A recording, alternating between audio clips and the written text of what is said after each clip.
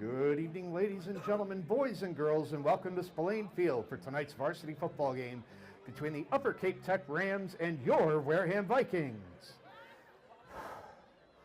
On behalf of the students, staff, and administration of Wareham High School, we welcome Upper Cape to this contest. This game is conducted under the rules and regulations of the Massachusetts Interscholastic Athletic Association. The MIAA and the Wareham Vikings promote good sportsmanship. Please support your athletes in a positive manner and show respect to all fans. Negative behavior or language directed at athletes, team representatives, officials, or other fans will not be tolerated, and in accordance with state law, the use or possession of tobacco or alcohol is prohibited. Tonight, we're excited to welcome the future of Wareham football and cheer, our incredible youth program, the Wareham Tigers. Let's give a big round of applause for our Mighty Mites football team, our Mites football team and our Mites cheerleaders, and our Pee Wee football team and Pee Wee cheerleaders.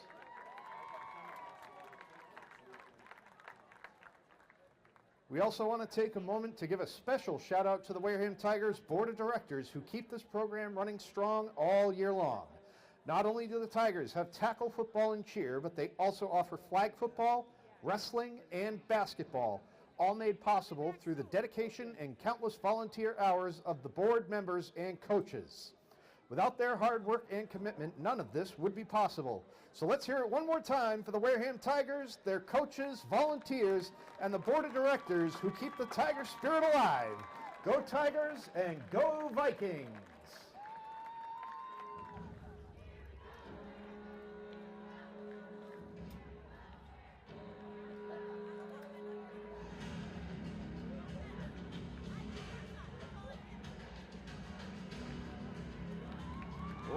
Ladies and gentlemen, welcome your Wareham Vikings!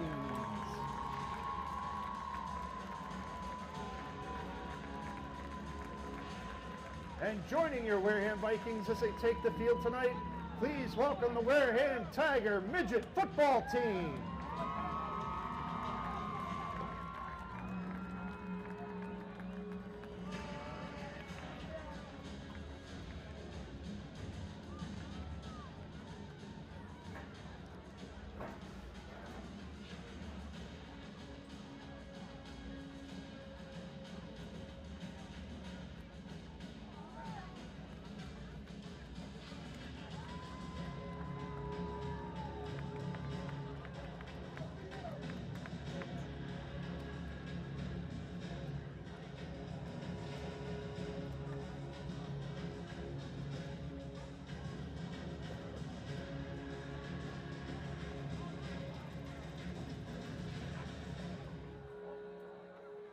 Direct your attention to the 50-yard line where captains for both teams are meeting for tonight's coin toss.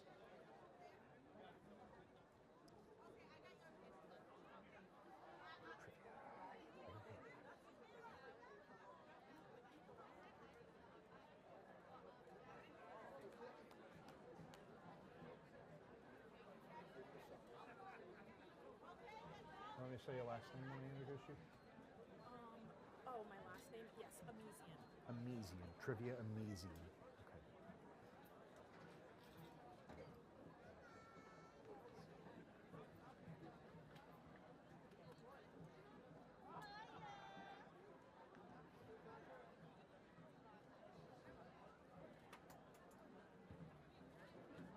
Upper Cape won the toss. They're going to receive. The Rams have won the toss and have elected to receive.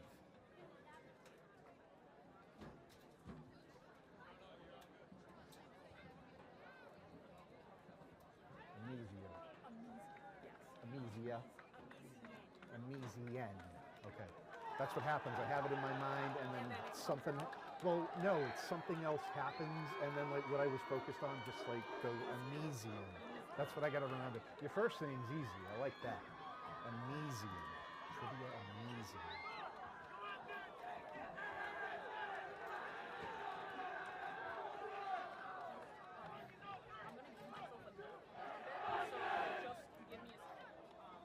All right, and I'll kill the mic when you do that. Well, ladies and gentlemen, at this time, we ask you to please stand if you are able and remove your hats. Performing our national anthem tonight is Wareham Senior Trivia Amesian.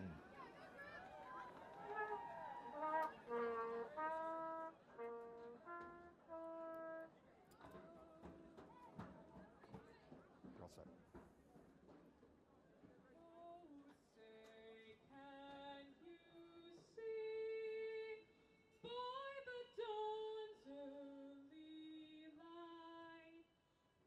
So proudly we hailed at the twilight's last gleaming, whose broad stripes and bright stars through the perilous fight o'er the ramparts we watched were so gallantly streaming, and the rockets spread clear, the bombs bursting in air, gave proof through the night that our flag was still there.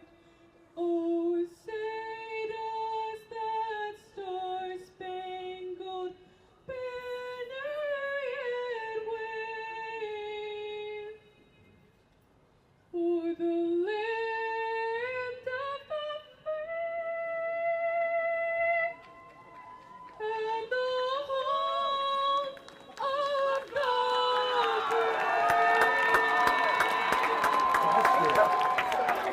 Thank you so much. Great job.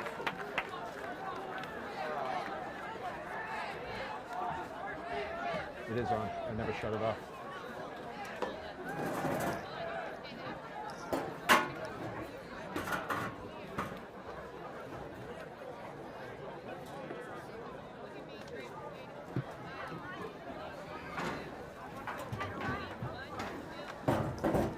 Good evening, everyone. Welcome to Spillane Field for what should be a good matchup here on Wareham Sports, a production of Wareham Media. The Upper Cape Rams coming in to visit the Wareham Vikings, and both teams have been on a roll over the last 2 weeks. For the Rams, they made a coaching change 3 weeks ago during their off week, and since then, they have won their last 2 games, outscoring their opponents by a total of 82-13. They have only allowed 1 score in each of their last 2 games, but Upper Cape has not been able to win a game on the road yet this year. Meanwhile, the Vikings have a 2-game winning streak of their own, and they've outscored their opponents 74-20 in those last 2 games, and they're undefeated in league play, 2-0. Vikings 2-1 at home. This is a critical league matchup. They're playing for first place right here, and it's late in the season, so both teams looking for that all-important seeding as we get closer to the end of the year and the postseason. Upper Cape won the toss and elected to receive. This one's going to be a bouncing kick. It's going to be taken at about the 27-yard line, and they're only going to get out to the 30. Where we'll get our first look at the Rams here tonight.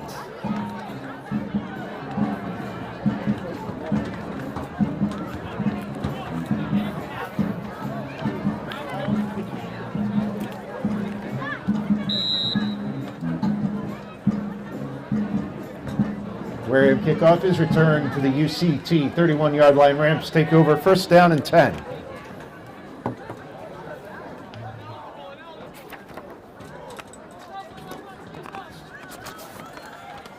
got a look at the quarterback, Dom DiMiranda, who's led this team this year. They're going to give it off to a run. They're going to get Braden Andrews in the game early. Braden Andrews with the carry. They're going, hurry up, they're getting right back to the line. DiMiranda ready to snap it. Running back is going to plow ahead into the line of scrimmage and get pushed back.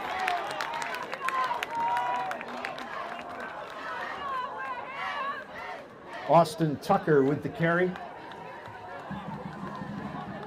No gain on the play, third down and 7 from the 33.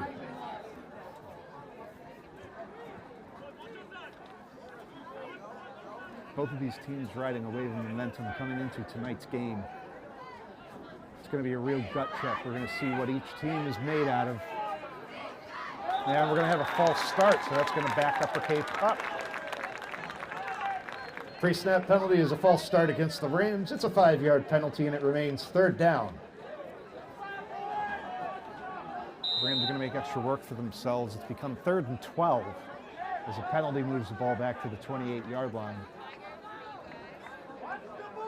His quarterback, DeMorand, has been impressive this year. He's got a nice spiral. He's got good form. And if his receivers can get open, he can stretch the field. This time they're going to go to the right-hand side. They're going to pick up maybe a couple, but it's going to be a 4th and 10 at the best. Mari Williams with the carry. Gain of 2 on the play will make it 4th down and 11. Looks like they're actually going to put it up to the original line of scrimmage at 31, so it's a 4th and 10.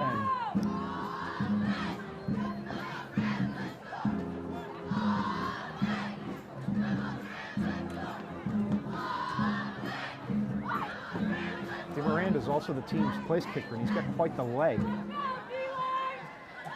He's been pinning teams back inside the 10-yard line on kickoffs.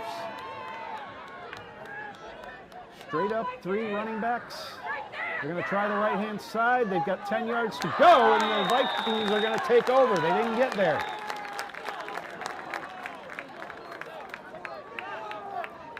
Waylon Watts with the carry. He's only going to get 4 on the play, and the Vikings take over on downs. Vikings have done a good job these last few games, giving themselves excellent field position. To start tonight's going to be no exception. They are going to take over on downs at the Upper Cape 34-yard line. They're going to be led by quarterback Amari Rose, who South Coast Today nicknamed Arm Ari Rose on social media this week. Amari has got 8 touchdowns in the league so far this year. He's threw 3 touchdowns to 3 different receivers in last Saturday's game. Jeremiah Lawson with the carry.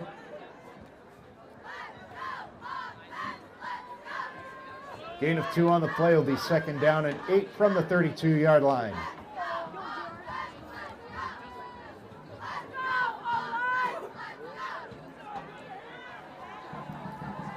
Jeremiah Lawson has stepped up in a big way for the Vikings in the absence of Tyrell Pyers, who is out for the remainder of the season with a foot injury. They're going to give it to Lawson again. He's going to go up off the left-hand side. Jeremiah Lawson with the carry. Gain of 1 on the play to the 31-yard line. 3rd and 6.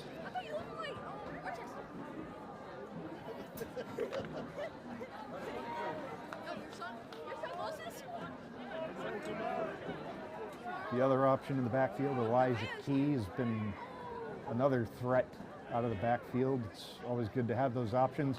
Looks like Rose is going to show off his arm, and that is going to be complete. So one of his favorite targets, Jaden Medeiros, and that's going to be a Viking 1st down. Pass from Amari Rose is complete to Jaden Medeiros. Tackle is made at the 19-yard line. That's a Vikings 1st down. Who was it? Donovan LeMay. Oh. All right, there's a correction on that. That was to Donovan LeMay. I saw the 0. I didn't see the 1. Medeiros is actually on this side now. They're going to give it to Lawson again, and they're going to hit him right at the line of scrimmage. Jeremiah Lawson with the carry. Gain of 1 on the play, 2nd and 9 from the 18.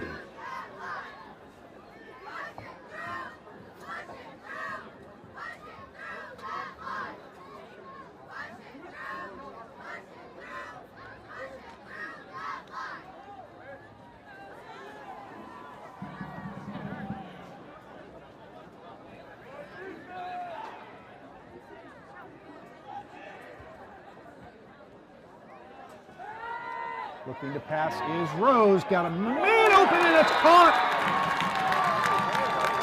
That is Jaden Medeiros with the reception. Ari Rose's pass is complete to Jaden Medeiros for a 19-yard Viking touchdown.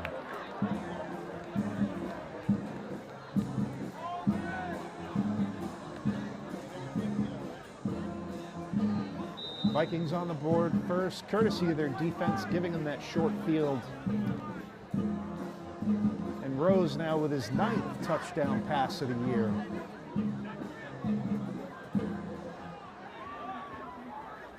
They're going to shift the formation and move Medeiros to the slot left.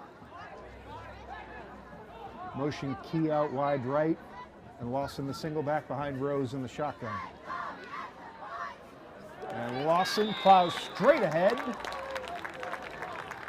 And is he in? Yes. He is in for the 2 points. Jeremiah Lawson with the carry, and the 2-point conversion is good.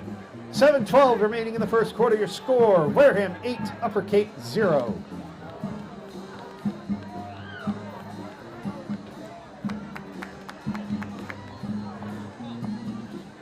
Nice short drive, get the Vikings into the end zone in short order off the touchdown pass from Rose to Medeiros.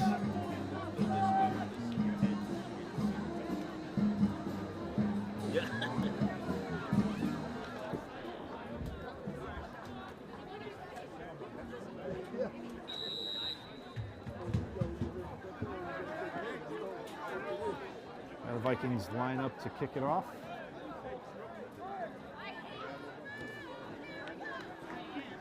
That's going to get by the mid-return man, going to be taken by the deep return man. This is Watt.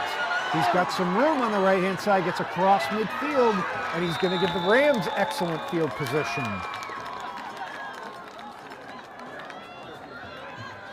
Wareham kickoff is returned by Waylon Watts. He gets into Viking territory. Ball is going to be spotted at the Viking 43-yard line, 1st down and 10.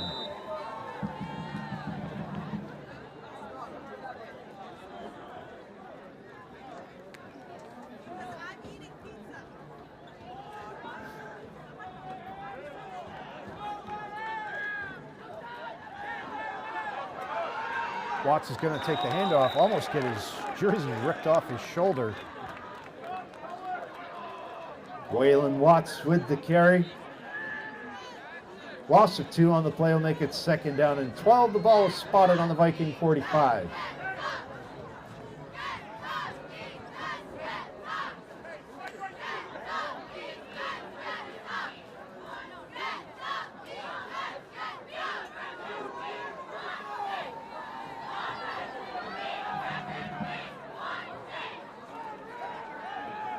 Miranda back to pass, looking to the right, that's complete. Pass from Don D. Miranda is complete to Austin Tucker. The result of the play is a 1st down for the Rams at the Vikings 31-yard line.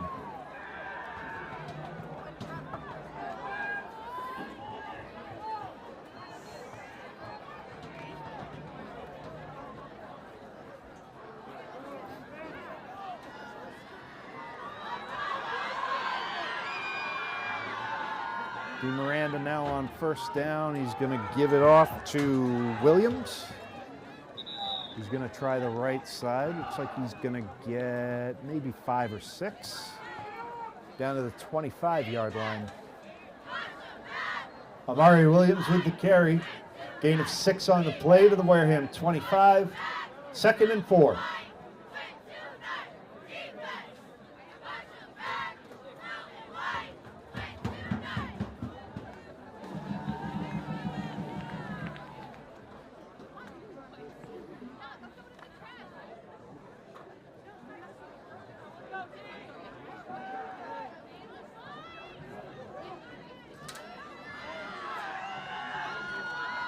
Miranda is going to keep himself.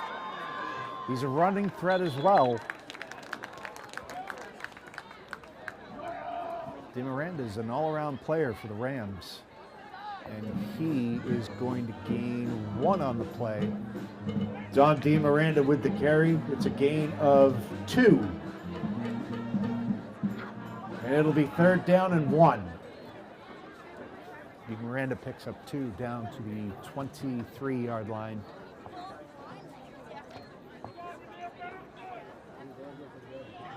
They only have to get to the 21, so only 2 to go. Very manageable short 3rd down for the Rams. Rams looking to respond to that Viking touchdown. The fullback's going to plow straight forward, and I think he's going to make it to the line to gain. The defense was trying to push him back, but the forward progress is going to get him the 1st down. He's inside the 21. Braden Andrews with the carry. He's going to gain 2 on the play, and that results in a Rams 1st down.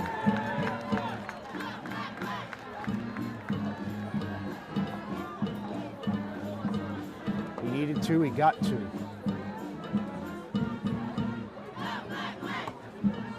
So after turning it over on downs on their first series, the Rams putting together a drive here in response to the Viking touchdown.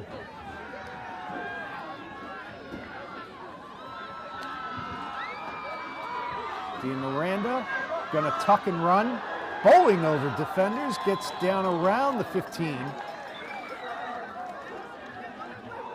It's been a largely up-tempo game so far.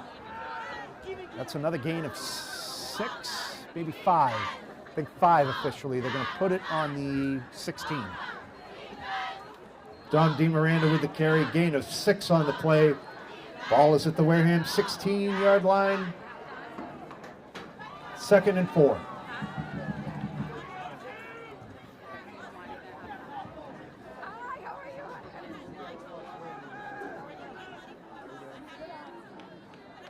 DeMiranda looking, throwing towards the end zone, and the flag comes out. The defender was on the back of the receiver and pushing him down. That's going to be defensive pass interference.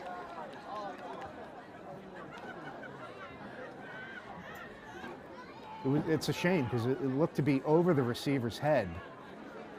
So there was no need really to shove him. He was trying to time it in case he did catch it. But that's going to result in interference. There's a flag on the play. The penalty is pass interference against the defense.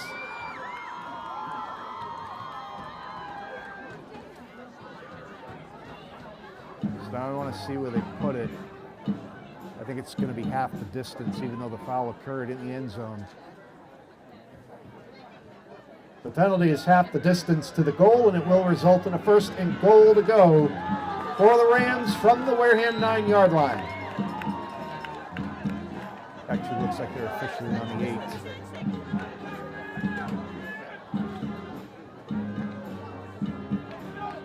8. Ball is on the 8-yard line. Wareham 8, 1st and goal. So now DeMiranda's on the doorstep. They're going to give to Waddle. Watts. Did he break the plane? No, he didn't. Waylon Watts, the ball carrier, is tackled at the 1-yard line, 2nd and goal. He spun away from the goal line. I think that's what prevented the score.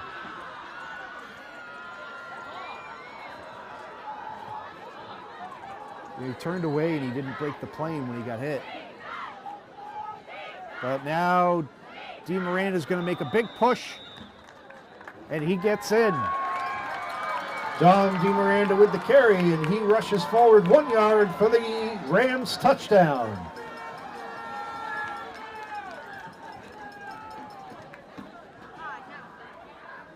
Now Upper Cape can tie this game. Waylon Watts set that up with a nice kickoff return, giving the Rams a short field. And they're able to drive down and punch it in. DeMiranda takes it himself. Now DeMiranda's going to take it to the outside, a designed run, and he's going to be upended, so Wareham's going to have the lead. Dom DeMiranda, the ball carrier. The 2-point conversion is no good. 2:23 remaining in the 1st quarter. Your score, Wareham 8, Upper Cape 6.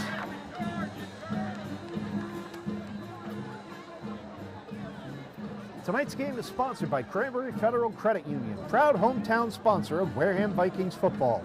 They're located on Cranberry Highway across from the District Court. So please consider Cranberry Federal Credit Union for all of your financial needs.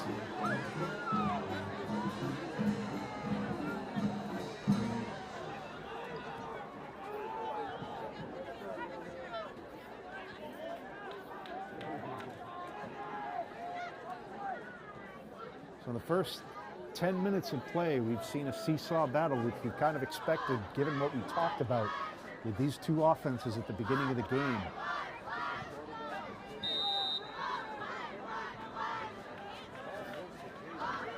Now the difference is the average per game over the last two games favors Upper Cape. They've averaged 41 points a game. The Vikings have only averaged about 35 and a half. This is going to be picked up, and Medeiros is going to slip. And that's unfortunate because Medeiros has got a return threat as well. He's got speed. We've seen it on returns. We've seen it on running the pass routes, but this time he just slips. And now the Vikings are going to have some work as they're going to take over at their own 21. Ram kickoff is returned by Jaden Medeiros. Tackle is made at the Viking 21-yard line. Wareham takes over, first down and 10.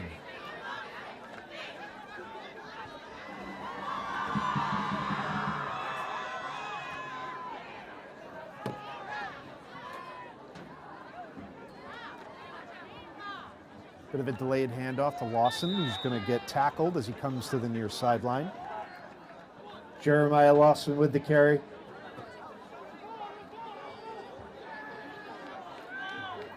Gain of 2 on the play, 2nd and 8. Ball on the Wareham 23. Now the Vikings looking to go up tempo in response. This is their second offensive series. They had a short field on the first possession.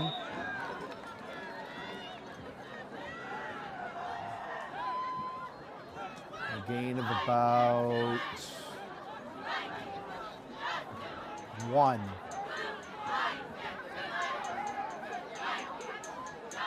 Gain of 1 on the play. 2nd and 7 from the 24. Now we saw Rose get them out of these situations with his arm on the first series. He's probably going to be looking to throw here again. It's a 3rd and long. They got 7 to go to convert. Nope, they're going to hand it off. Lawson's going to go right up the middle again. Plow forward. Get maybe 4. That'll make it 4th and 3. Jeremiah Lawson with the carry. Tackle made at the Wareham 29-yard line. 4th down and 3. You got to be careful here because if you turn it over, you've given the Rams another short field and you just saw what they can do. Time already winding down here in the first quarter. Coming up on 30 seconds to play.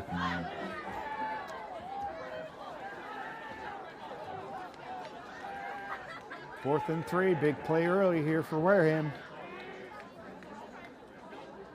Oh, he's trying to draw him off sides. Did he get him? No. Yes. Yes, he did.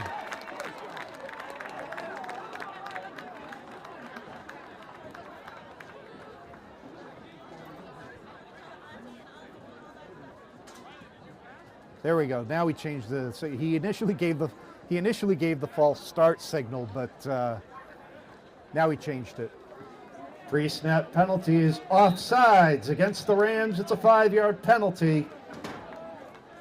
That should result in a first down for the Vikings, but they haven't moved the sticks yet. What are they talking about? They've moved the ball.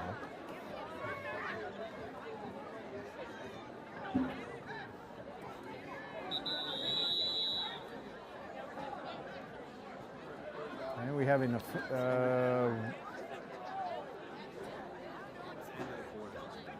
Oh, okay. That is the end of the first quarter. After 1 quarter of play, your score, Wareham 8, Upper Cape 6. That makes sense. That makes a little more sense. And I was wondering what the holdup was, but after the penalty, after they spot it, they wind the clock, and time just ran out. So after 1, Wareham on top by 2, leading 8-6 over Upper Cape.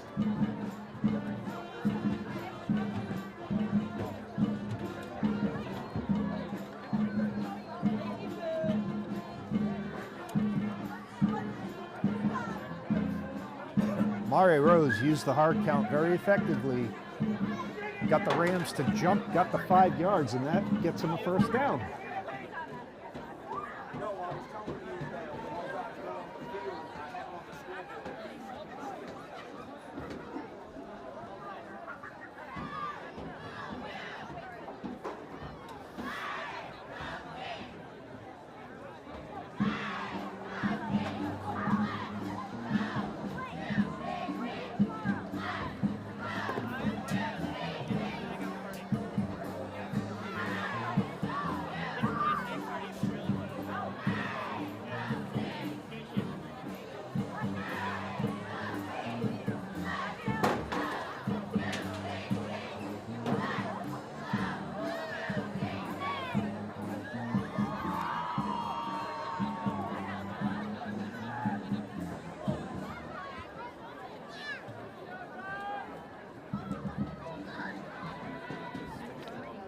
All right, so we switched sides of the field. The sticks are going the wrong way, but it is a first down for the Vikings. The sticks are confused as to who's going which way. Now we're getting it straightened out. That's what the brief holdup is here. All right. 1st and 10, Wareham on the Viking 33-yard line to start the second quarter. Vikings lead 8-6.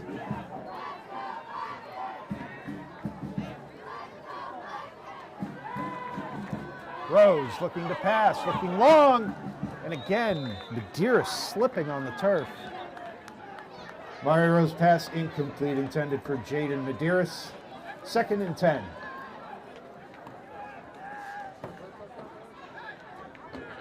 We had some heavy rains here earlier in the week down in southeastern Mass, but it's been relatively dry but cool for the last couple of days. There might be some dew out there on the field. And we had a soccer game earlier in the day as well, so this turf is a little torn up already. So the receivers, the runners are going to have to watch their footing. Lawson with a big hole, getting over the middle and down across the 40. That's going to give the Vikings another first down.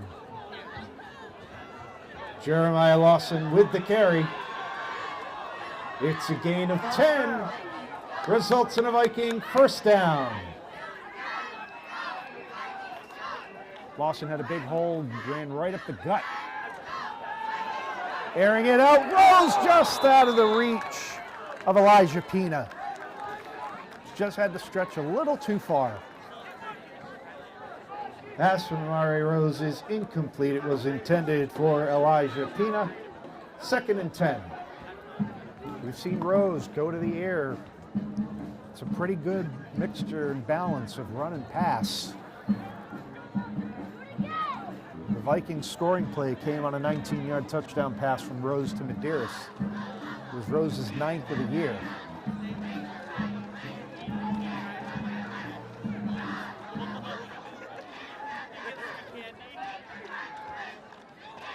Lawson coming in motion near side. They're going to give it to Key. Key is going to go off the right tackle.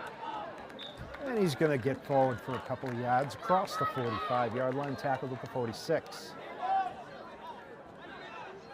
Elijah Key with the carry. He is tackled at the Wareham 46-yard line. 3rd and 7. So another 3rd and long situation for the Vikings.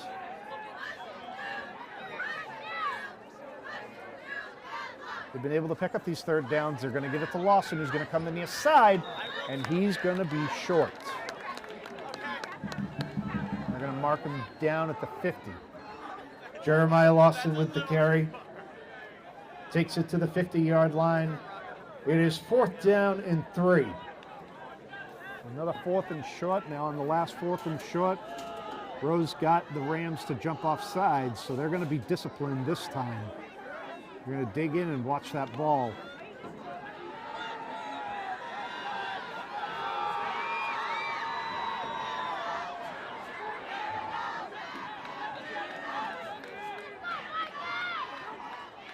Trying again, but they stayed on side. They did lunge, but didn't get to the neutral zone. And I don't think Lawson got there. They're giving it to him. Where's the spot? Is he right at the line? Nope, now the far official is saying he was short. The near official is saying it's a first. They've spotted the ball at the 47 of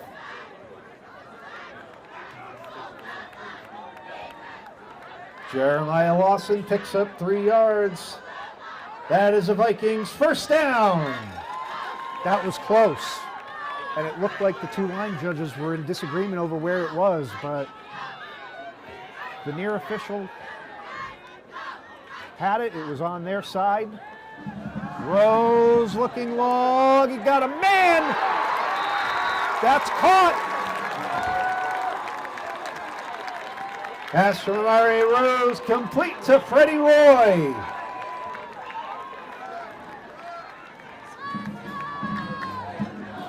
Result of the play, first down for the Vikings at the Ram 11-yard line.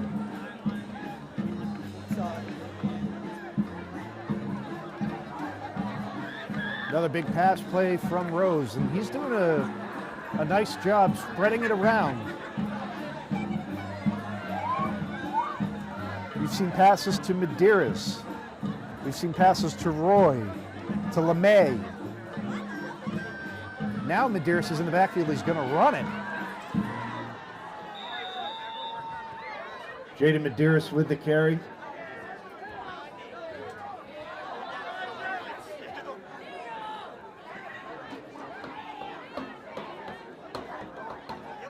Medeiros is going to pick up 3.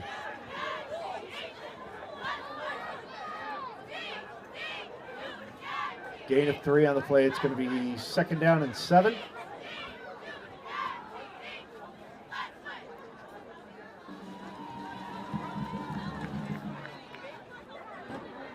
One thing that's helped the Vikings improve so far over this season is they're able to disguise their plays.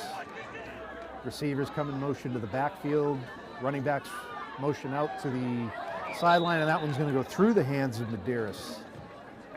Pass from Amari Rose is incomplete. It was intended for Jaden Medeiros.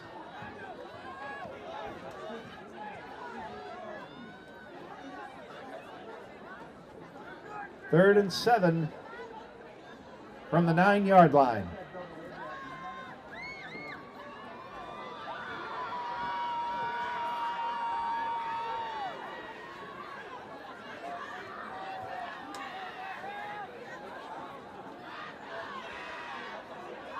They don't have to score to get the first, but they do have to get to the 1-yard line. The Vikings are not going to want to come away without points. This is another great opportunity. Lawson plowing straight ahead, and it's going to be another 4th down. Jeremiah Lawson with the carry.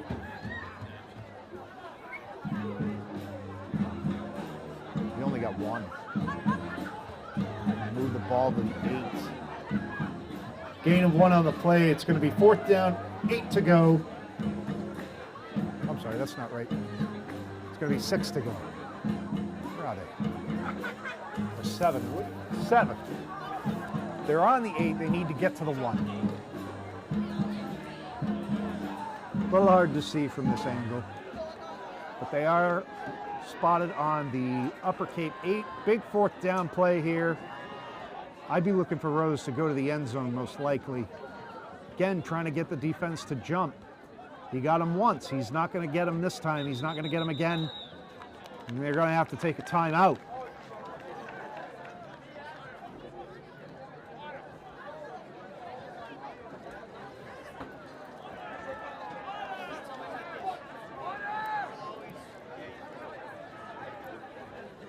That was the Vikings, right? Timeout call to the Vikings. That's their first timeout of the first half.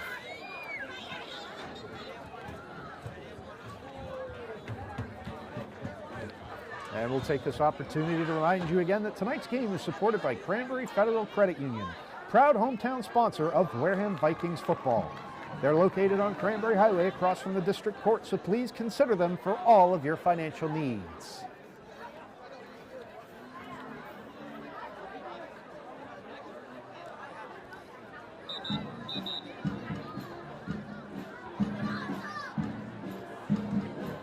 Rose got the defense to jump offsides once. Earlier in this drive at the end of the first quarter, it gave them a first down. Won't give them a first down here, but they're trying to get closer. But this is the second time they've been in a 4th down situation where they've tried to use the hard count. On the second situation, the defense flinched a little bit, but did not violate the neutral zone, and that time they stayed at home and stayed disciplined. Forced Wareham to burn a timeout, but here they come back to the line. 4th down, 7 to go from the 8-yard line. They need to get to the 1. Rose is looking to pass. He's going to scramble out to his left. He's got room. He's got room, and he is in the end zone for the touchdown. He crossed the plane before the ball came out. Amari Rose with the carry. He goes 8 yards into the end zone for the Viking touchdown. What I'm concerned about is he took a shot as he went in the end zone, and he's favoring that left arm. So hopefully that's something he can shake off. But Wareham building on the lead. It's 14-6 pending the extra points.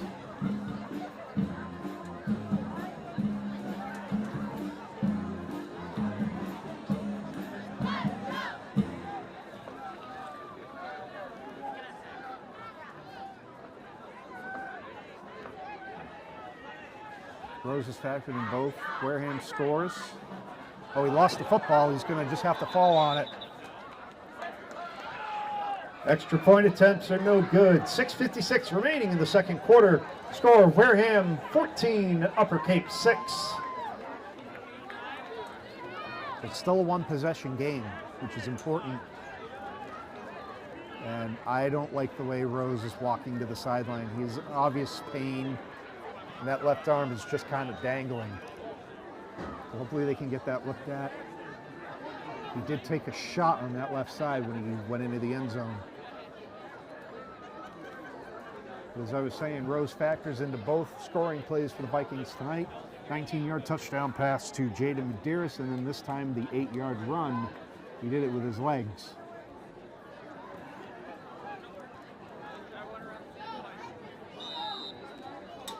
Upper Cape was able to respond with a touchdown on the previous drive. Now they're going to have to answer again. Still a one-possession game. That's low on the ground, and this is going to be taken by the mid-return man. He's going to get up ahead and across the 50. Dominic Regosa with the return for the Rams. Gets across the 50-yard line into Wareham territory. First down and 10, Upper Cape.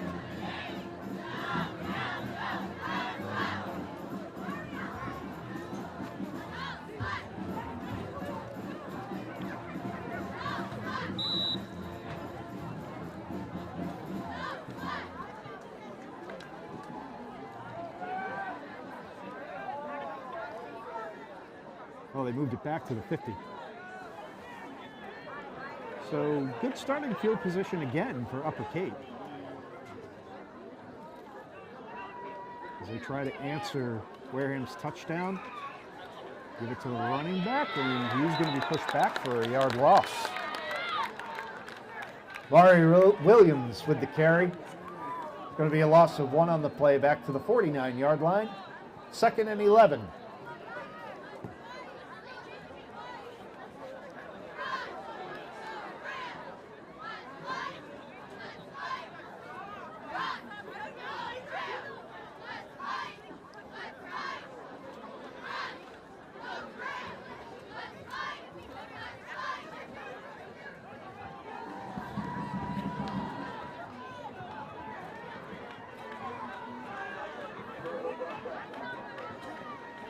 A toss play.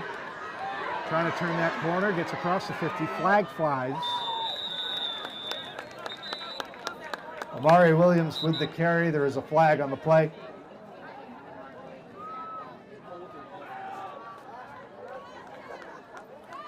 Penalty is holding against the Rams. It'll be a 10-yard penalty from the spot of the foul and a replay of 2nd down.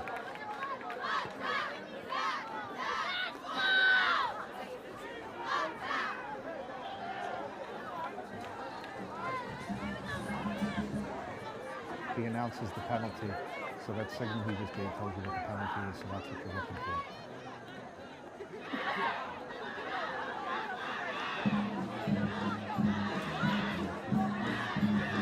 All right, so that penalty is going to back the Rams up to the 39-yard line. Penalty moves the ball back to the Upper Cape 39-yard line. 2nd and 21. Costly penalty. Miranda lets it fly.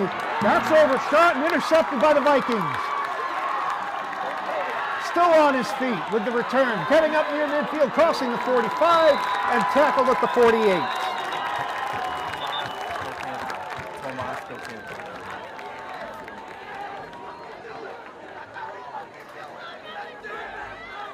Pass from Dom Di Miranda, intercepted by Tomas Docanto. The return goes to the Viking 48-yard line. Wareham takes over, first down and 10.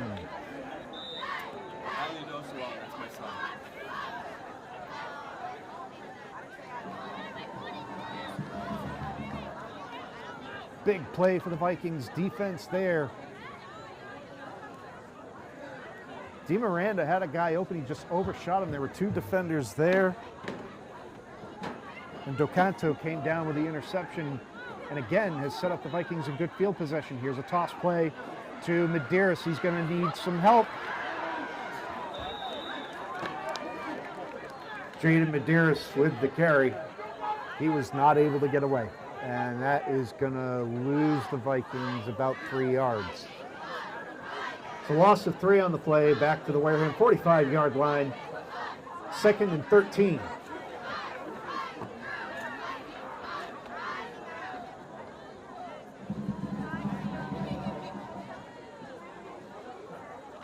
The bad news is Upper Cape loses an opportunity to answer the score. Meanwhile, the Vikings have enough time. They're going to try to drive down the field and get in the end zone, and then they receive the third quarter kickoff. This is a great opportunity for Wareham to really take control of this game. Rose back to pass. He's got good protection in time. Looking to the right, that's complete to Medeiros. And Medeiros is going to get tackled across the Upper Cape 45-yard line. Pass from Rose is complete to Jaden Medeiros. Tackle will be made at the Upper Cape 45-yard line. 3rd and 3. Clock still running. We have about 4 minutes left to play in the half. Wareham still has 2 timeouts. Upper Cape has their full complement. It's a 3rd and short. Rose is going to give it to Lawson, who's going to cut back, get upfield, and near the marker. See where the spot is? I think he's going to be a yard short. Jeremiah Lawson with the carry. It's a gain of 2 on the play, makes it 4th down and 1. Ball on the Upper Cape 43-yard line.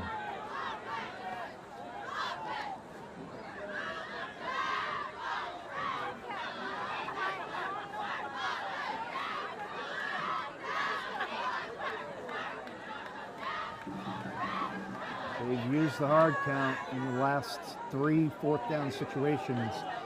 If they can get him to jump here, it'll be another first down. Rose is creeping up. He's going to get under center, take it himself, push forward, and I think he's got it.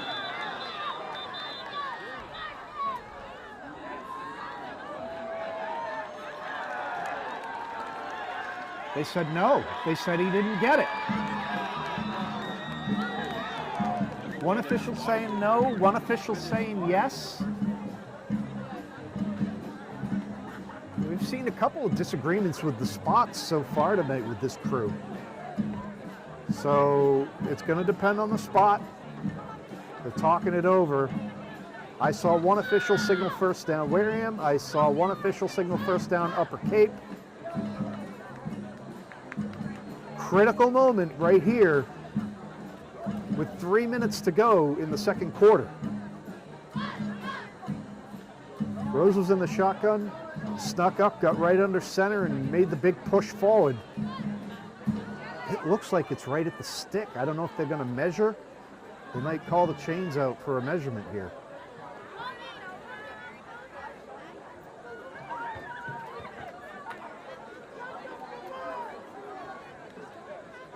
I mean, where it's laying right now, it looks like he's at the marker.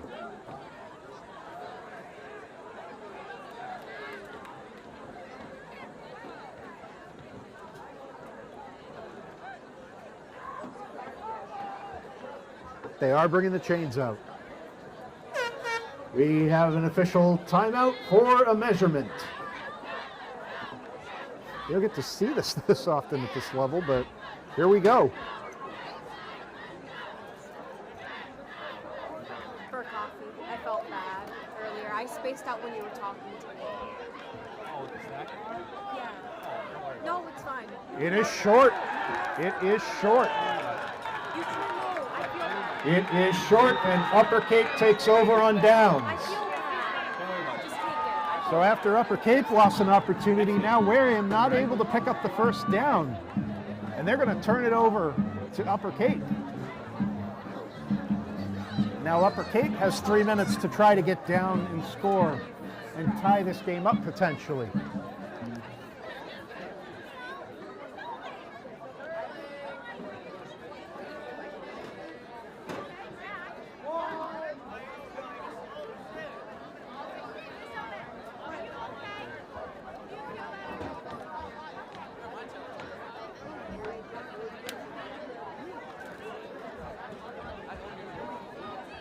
Those chains are a little more forward where they need to be right now. The ball is on the Upper Cape 43. That's where the Rams are taking over first down and 10. DeMoran is going to hand it off. That's going to go to Watts. Waylon Watts with the carry. Vikings are coming out of the pile. It was Watts down.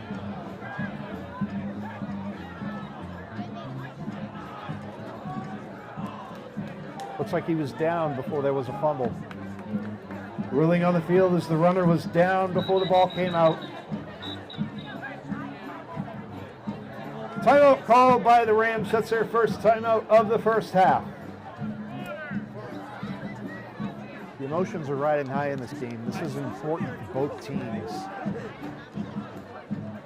Wareham currently in first place in the league, 2-0. Upper Cape right behind them at 1-0.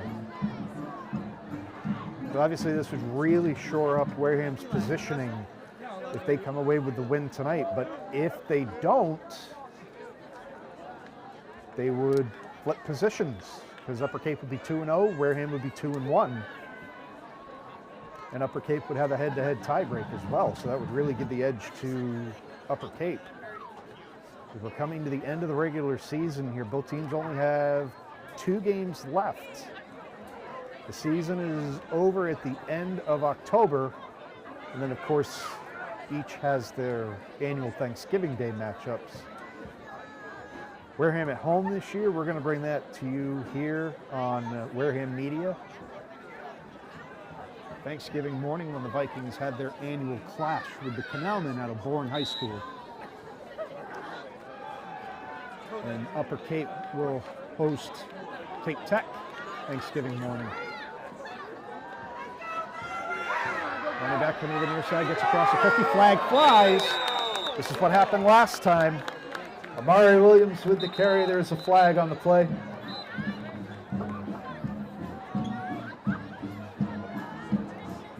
Let's check the penalty. It was called back again. Another hold. Penalty is holding against the Rams. It's a 10-yard penalty and a replay of second down. That's 2 runs of Williams that have been nice runs, called back due to holding. So now that's going to back the Rams up to the Upper Cape 39-yard line. Well, I heard you guys, I'm like, And make it second and we'll call it 14. oh no, 100%. You guys are winning. I love it. Miranda keeps it himself, a designed run. He's got space on the left-hand side, turns the corner and finally taken down by the secondary, but not until he gets into Wareham territory. Dom DeMiranda with the carry. He is going to be tackled at the Wareham 39-yard line. That is a first down for the Rams.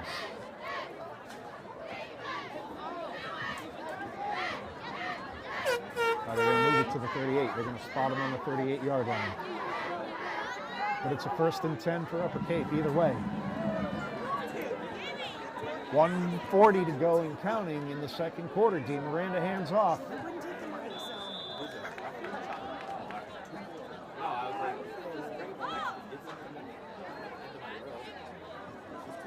Picks up about 4 on the play. Amari Williams with the carry. Gain of 4 on the play, 2nd and 6 at the 35-yard line. Upper Cape on the move, trying to get it into the end zone. They have to kick it away to start the third quarter. Dean Miranda on the run, being chased and finds a hole. And again, picks up the first down. Clock still running. No, I think they called a timeout.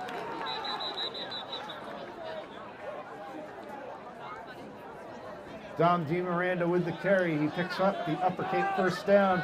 Rams call a timeout. That is their second timeout of the first half. It comes with 1:01 to go. And DiMiranda picking up the first down for Upper Cape. When they come out of the timeout, it is going to be resting at the 22-yard line of the Vikings. So the defense has got to button up. DiMiranda threw an interception on that last drive. Wareham almost had a takeaway on this drive, but the runner was down by contact prior to the ball coming out.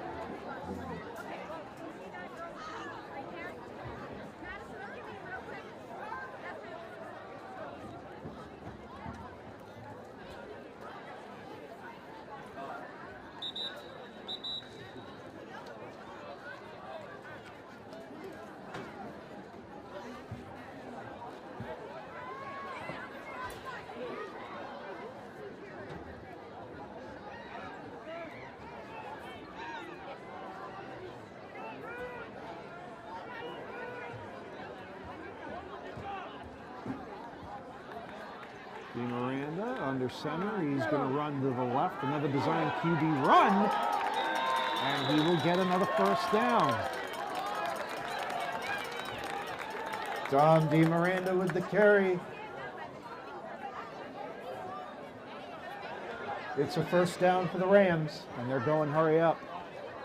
They're trying to save that last time out. Mari Williams with the carry. He is tackled for a 1-yard loss on the play. Timeout call with the Rams. That's their third and final timeout of the first half. 43 seconds remaining. Awesome, maybe 2 on that play, actually, where I had a moment to look at it. Upper Cape going up tempo.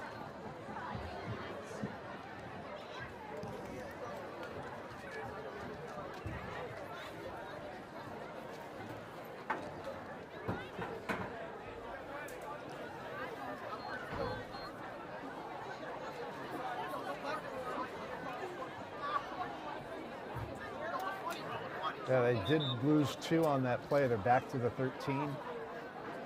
Wareham's going to do everything they can to keep them out of the end zone for the next 43 seconds. It's still only a 1-possession game.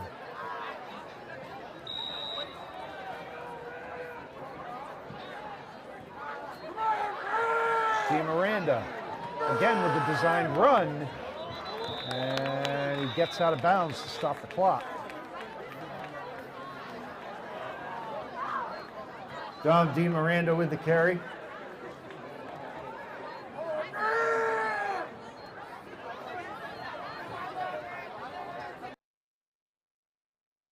a gain of 3 on the play, down to the 10-yard line, 2nd down and 9. More importantly, DiMiranda got out of bounds to stop the clock. The Rams are out of timeouts. While that clock runs, you're only going to have time for a couple of plays, and it's 3rd down as it is.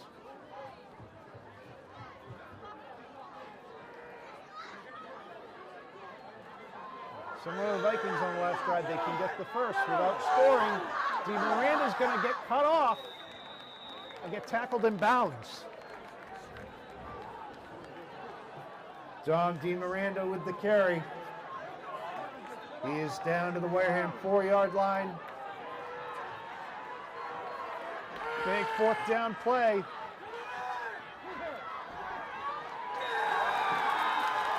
He's in.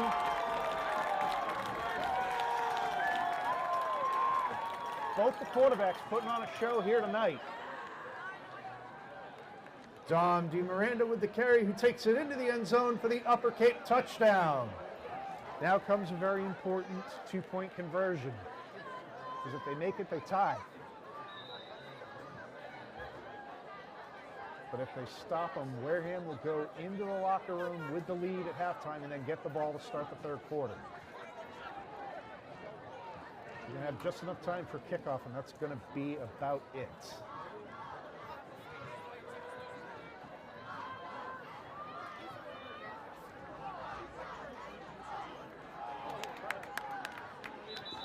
No good. So Wareham still holds on to the lead. Extra point attempt is no good. 8 seconds remaining in the second quarter. Score of Wareham 14, Upper Cape 12.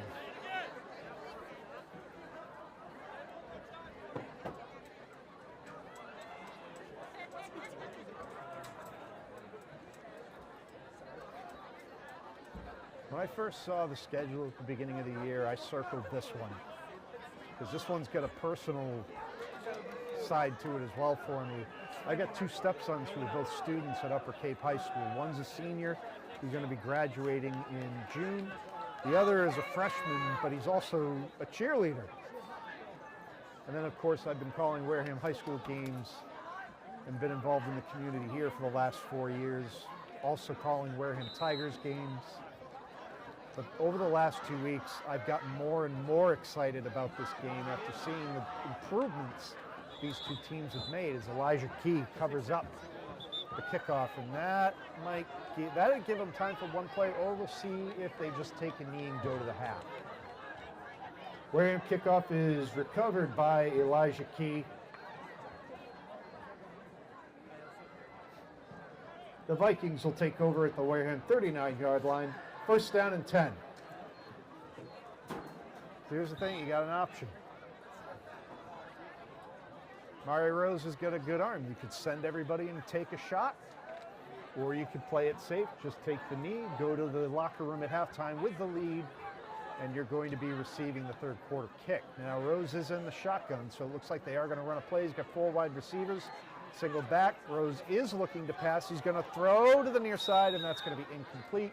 That leaves 2 seconds on the clock, so they got time for one more.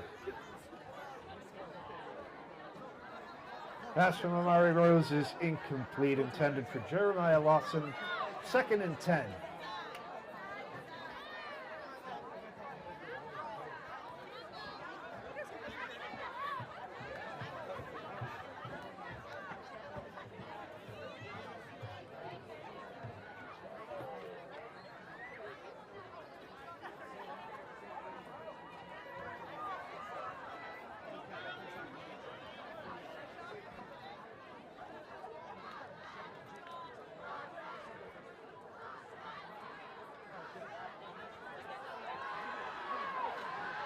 They're going to play it safe, keep it on the ground. Which again, with the running backs you have here, not a bad idea. He could have broken one free. Jeremiah Lawson with the carry, and that will take us to the end of the second quarter. Your score at halftime: Wareham 14, Upper Cape 12. Ladies and gentlemen, please welcome your Viking cheerleaders to the field.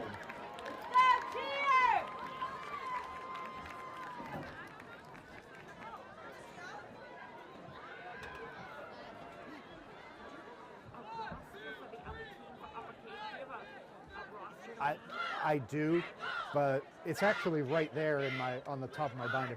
I need to keep it though. Yep. Now.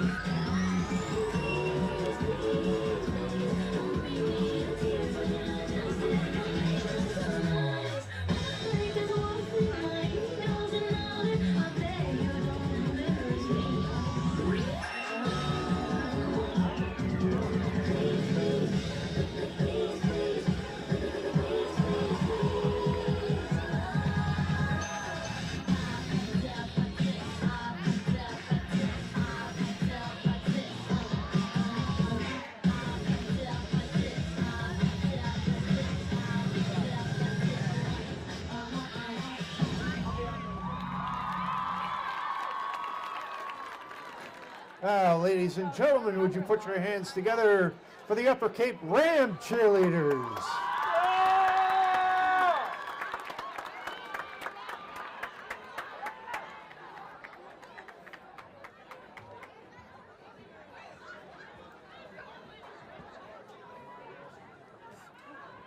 Here we go.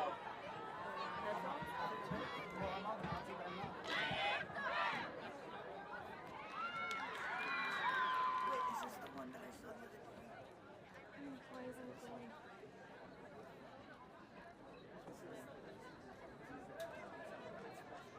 Are you turned all the way up? Is your device turned all the way up? Yeah. Okay. Sorry, ladies.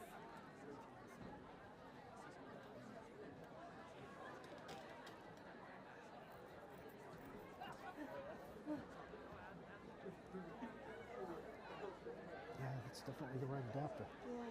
So I know what's going on.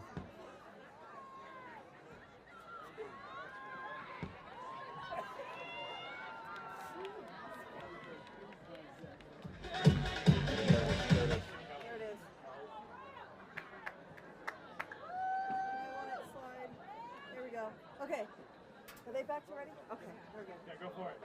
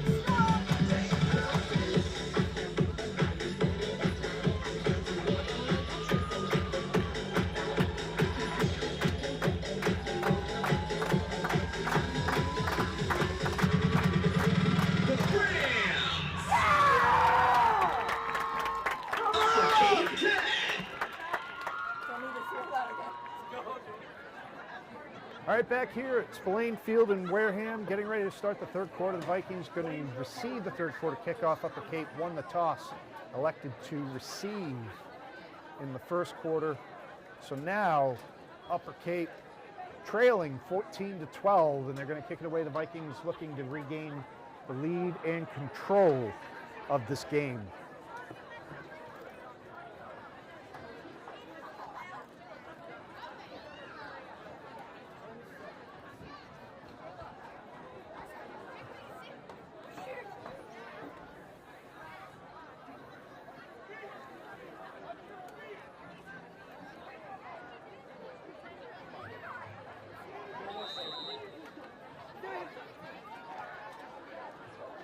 You're going to see the leg of Dom D. Miranda as he sends it. Hasn't been kicking it so well tonight. I was seeing the last couple of games, big booming kicks from Dean Miranda. He was sending it deep downfield, but not the case tonight. So that tells me they're respecting the return man, Jaden Medeiros. They're trying to keep it away from him.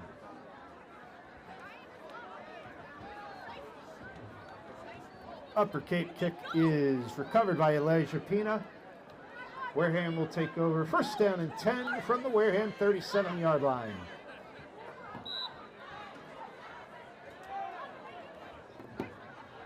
Pretty fast moving first half. We got through that in a little under an hour. Rose gonna throw a quick out to Medeiros on the first play from scrimmage in the third quarter. Medeiros still on his feet, finally forced out of bounds at the Upper Cape 45-yard line.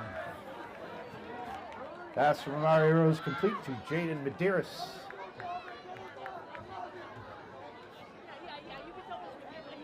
Wow, I thought he was out of bounds a little further downfield, but they're putting it at the Upper Cape 49. Still a first down, but I thought he got a few more yards than that before he went out. He was tiptoeing that sideline there for about 5 or 6 yards, so.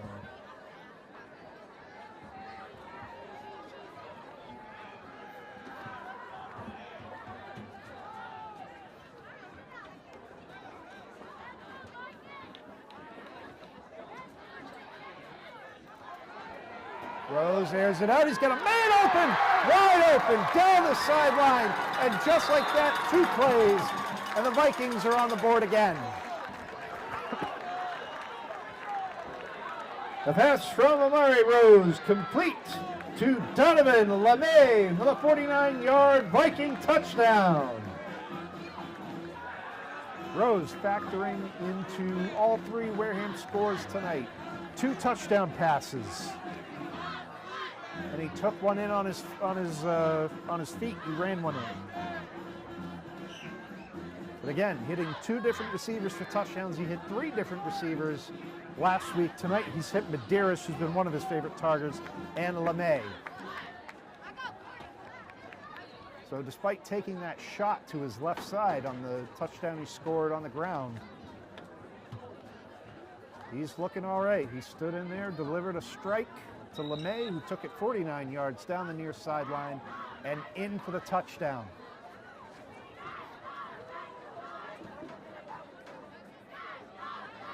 Vikings looking to go up 10. Pass complete to Medeiros, but he's met right away. So it remains a 1-score game. One possession game, I should say. Extra point attempt is no good. 11:42 remaining in the third quarter. Score, Wareham 20, Upper Cape 12.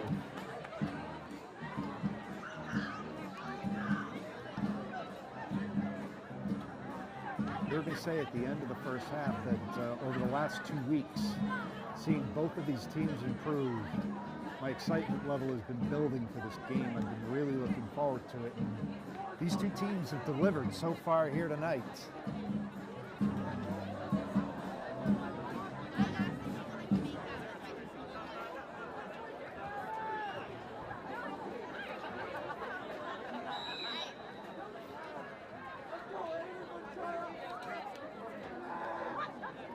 The Vikings have it teed up, ready to kick away. And that's going to be low on the ground. It's a live ball, still loose. And the Rams finally cover it up. Wareham kickoff is recovered by Aiden Ventura.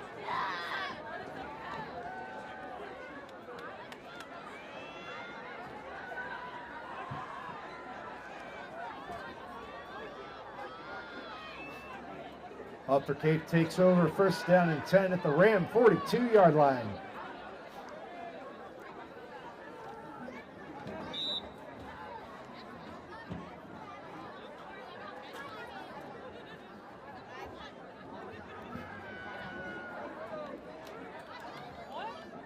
Miranda's going to hand it off to Watts.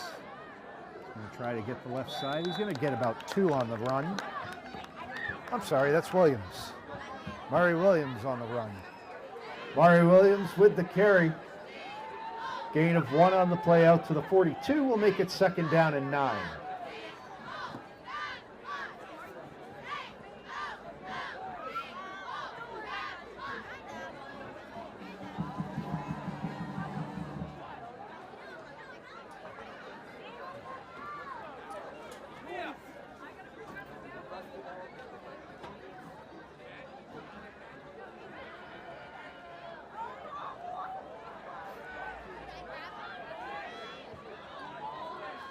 Miranda, we've seen a lot of designed runs for him, and this is why he's been making it work.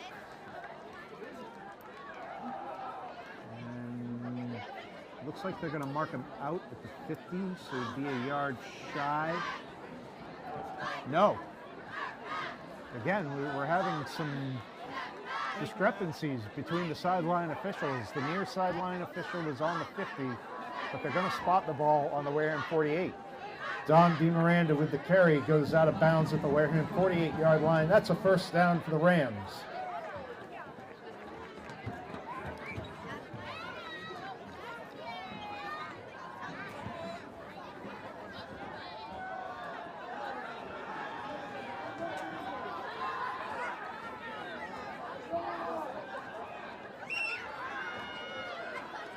DeMiranda, this time they got him in the backfield, but look at the power.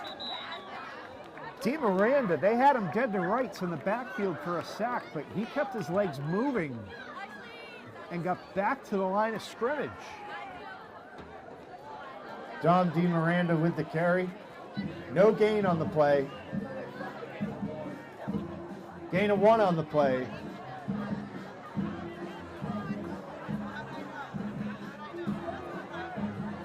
Second and 9. DeMiranda doing everything he could to turn a loss into a gain. He got 1 on the play, but they had him wrapped up right around the upper Cape 48-yard line or so. But just the strength of that quarterback to push forward. DeMiranda again going to tuck it away. Another designed run. Look at that. Look at that. He just dragged Freddie Roy about 2 yards upfield with him. Don DeMiranda with the carry.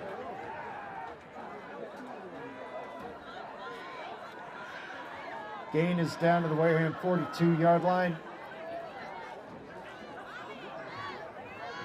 3rd and 4.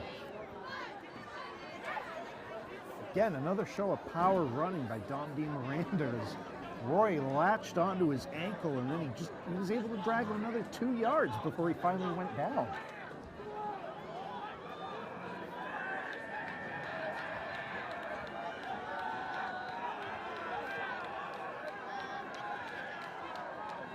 DeMiranda's been doing most of the damage with his legs in this game. This time they're going to hand it off again to Williams, who goes up and over the pile to pick up the 1st down. Mari Williams with the carry. The result of the play is going to be a 1st down for the Rams.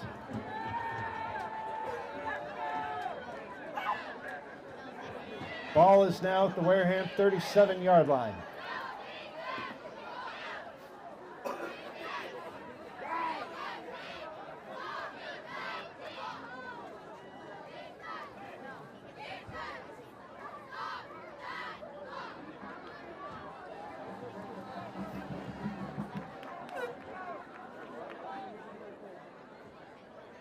Taking a long time in the huddle. They're going to need to watch the play clock here.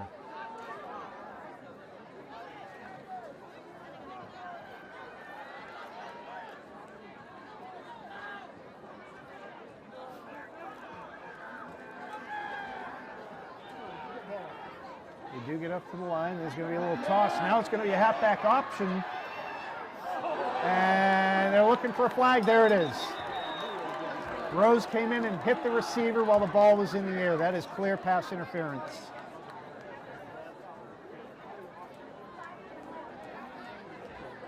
That's going to cost the Vikings 15 yards. It's the 2nd pass interference against the defense of the Vikings here tonight.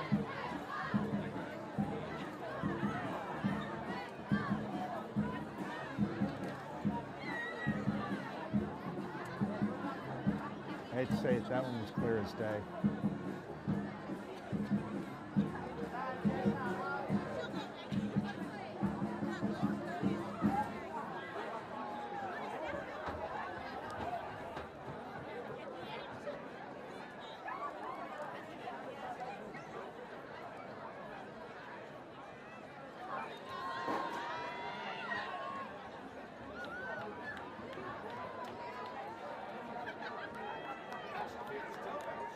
Penalty is pass interference against the Vikings.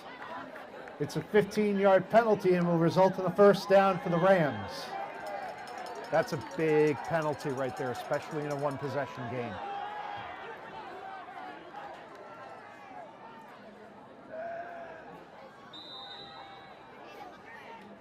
Because that penalty is going to put them right on the doorstep of the red zone.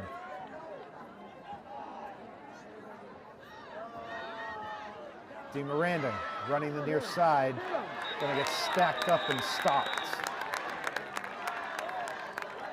Don DeMiranda with the carry, flag on the play. This is going to be after the play was over, so it's a matter of who or what. Is it unsportsmanlike? Did somebody get a late hit? Somebody say something? We're going to wait for the call here. But if that's another 15-yarder on the Vikings or a half the distance, is the call. Penalty is unsportsmanlike conduct against the Vikings. It's half the distance at this point, right?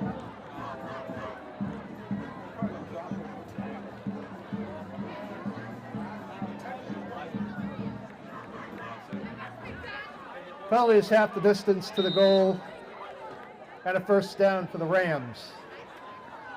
Back-to-back costly penalties, pass interference, unsportsmanlike conduct. The Vikings need to stay disciplined. They only lead by 8. They scored very quickly to start the third quarter, but this game is far from over, especially with an explosive team like the Rams. Williams pushing the pile forward. Larry Williams with the carry.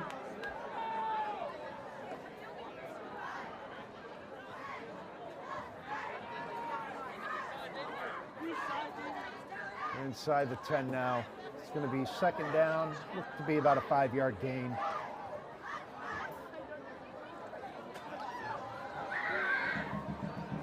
They can pick up the first down at the 2-yard line. Don't need to score.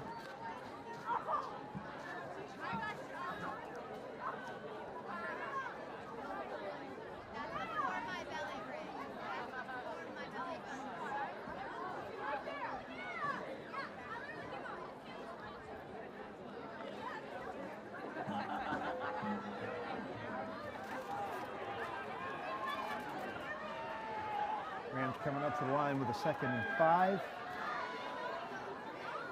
DeMiranda's going to take it himself to the right. DeMiranda's going to get around and he's in for the touchdown. Don DeMiranda will take it himself into the end zone for the Upper Cape touchdown. Now again, another critical 2-point conversion here. This to tie. Vikings were able to stop him the first time.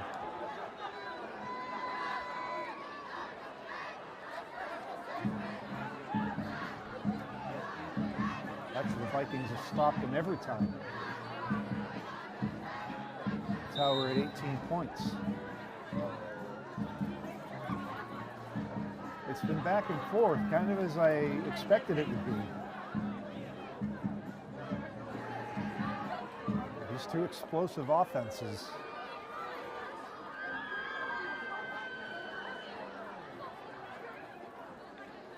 But the defenses are doing their job in holding them in check.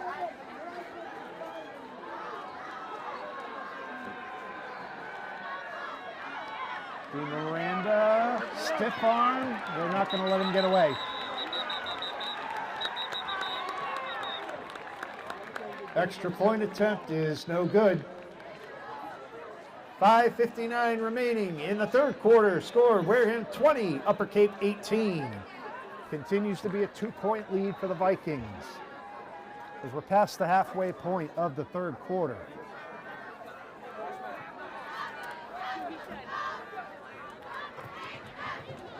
Tonight's game is supported by Cranberry Federal Credit Union, proud hometown sponsor of Wareham Vikings football.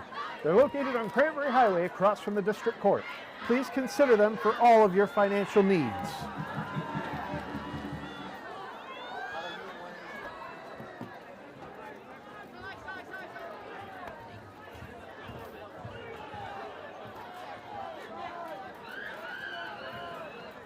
Rams have kicked it short all night. They are staying as far away from Jaden Medeiros in the return game as they can. They've clearly done their homework on this Vikings kickoff return.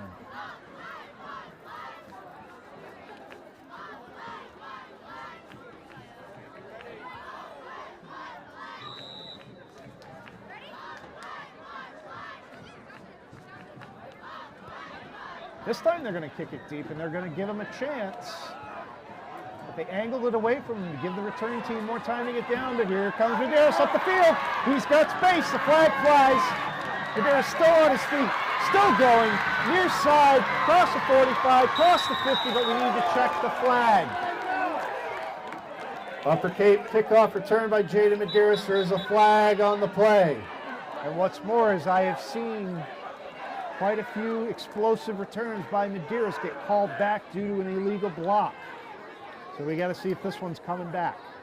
The flag is right around, yes it is. The penalty is holding during the return against the Vikings. It is a 10-yard penalty from the spot of the foul. Vikings will retain possession. It'll be 1st and 10 Wareham. So again, that wipes out that incredible return by Jaden Medeiros. Vikings hurting themselves. The two big penalties on defense which aided the Rams to getting into that close range and punching it in. And now taking away a big return. It's going to put it inside the 30-yard line. Penalty spots the ball at the Wareham 28-yard line. 1st down and 10.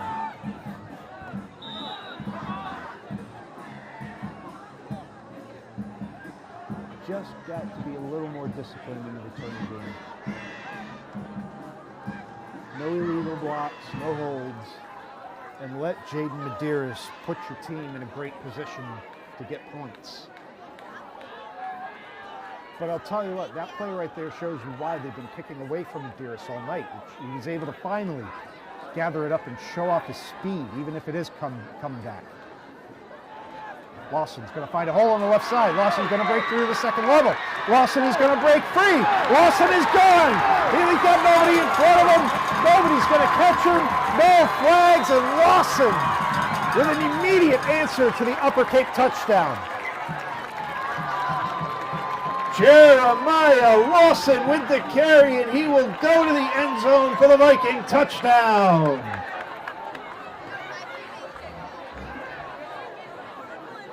What a run.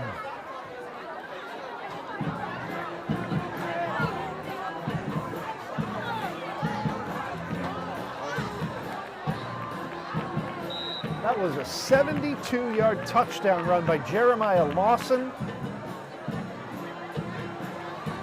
And now the Vikings again looking to go up 10.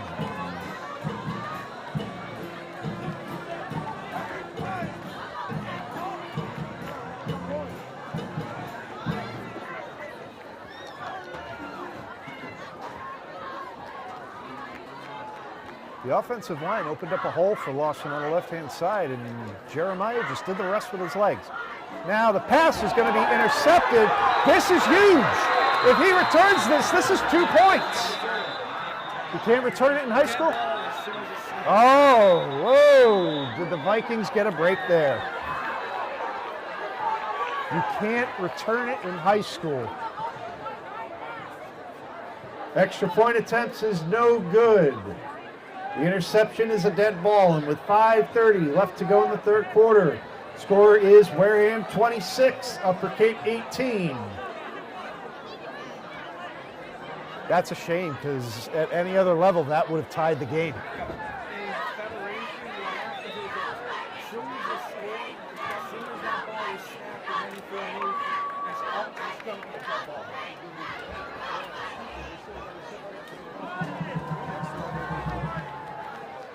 Wow. So that is a major, major break for the Vikings.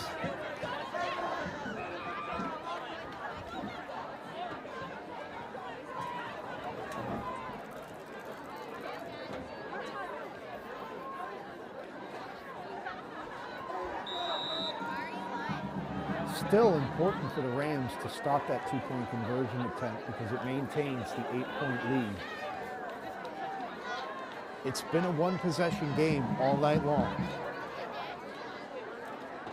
Wareham's lead has not been more than 8 points at any point.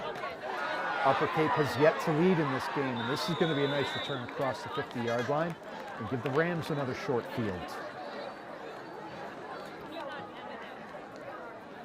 Dominic Regosa with the return. He will be tackled at the Wareham 48-yard line. Rams take over, first down and 10.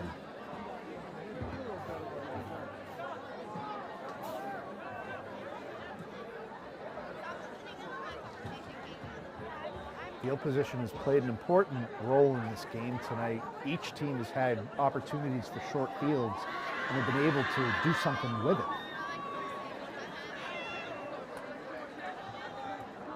What has hurt the Rams right now is not being able to convert those two-point conversions because they would have a lead right now, or at least a tie.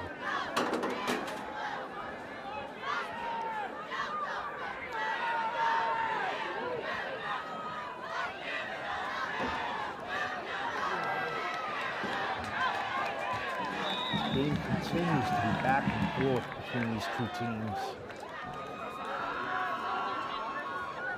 This has kind of got a playoff feel here to it tonight with first place in the league being on the line. Gain of 1 on the play, down to the Wareham 47-yard line, second down and 9.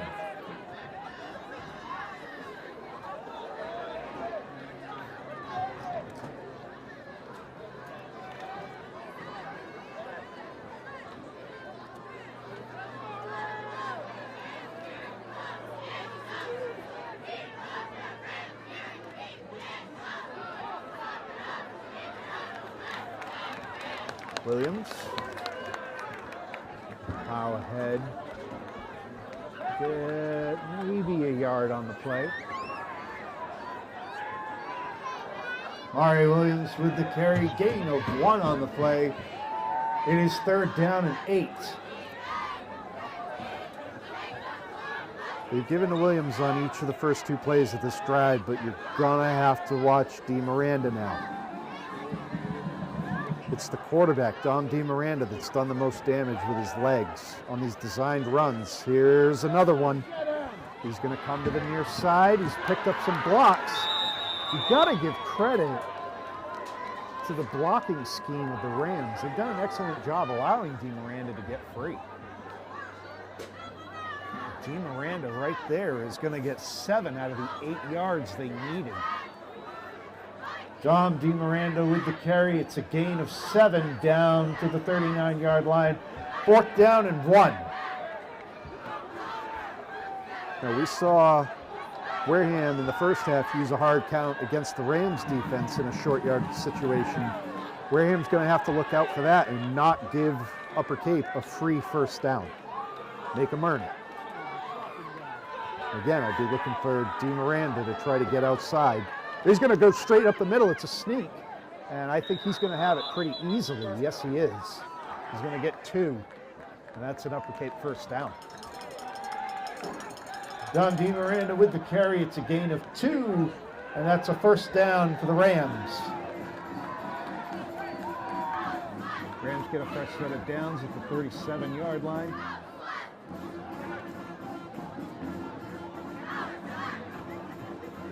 You need to start paying attention to the clock now. I mean, you still got plenty of time. There's still a full quarter to go. But at some point, while you're trailing, that clock is going to turn into an enemy. Vikings very happy to see it run. They've got the 8-point lead. Coming up on 3 to play in the third quarter as Dean Miranda comes under center for this first down play. We're going to have a flag, and it's going to be a delay of game. Pre-snap penalty is a delay of game against the Rams. It is a 5-yard penalty and still first down.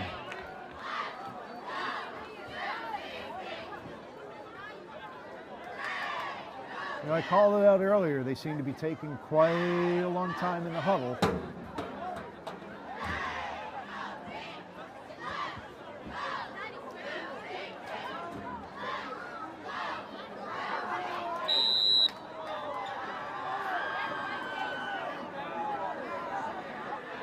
Is that right? That seemed like quite a big penalty for a delay of game. There you go. Dean Miranda's going to get swallowed up. But I thought delay of game was only a 5-yarder, and that looked like closer to 10. So I'm a little confused on that, but either way, the Vikings finally get to Dean Miranda in the backfield.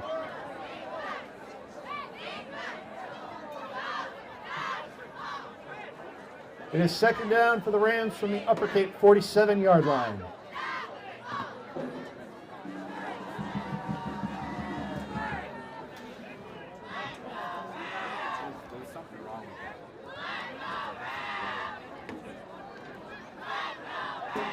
Doesn't matter now, it's in the books.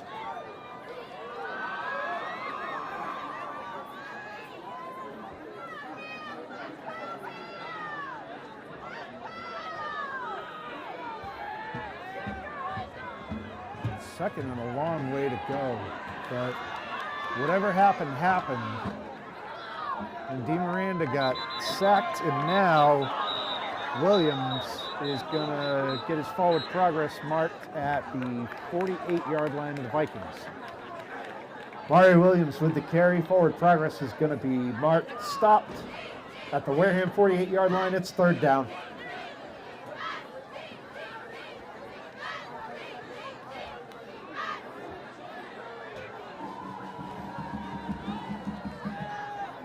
It's a third and long, best opportunity for the Vikings to come up with a big stop so far tonight. The penalty, the sack.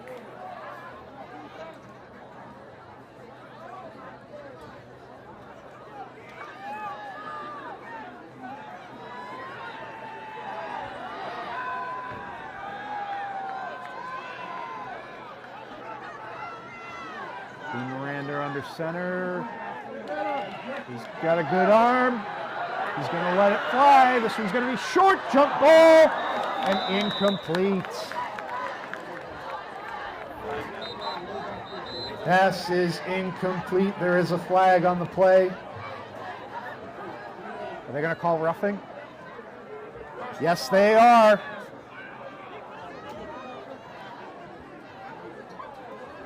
The penalty is a personal foul for roughing the passer against the Vikings.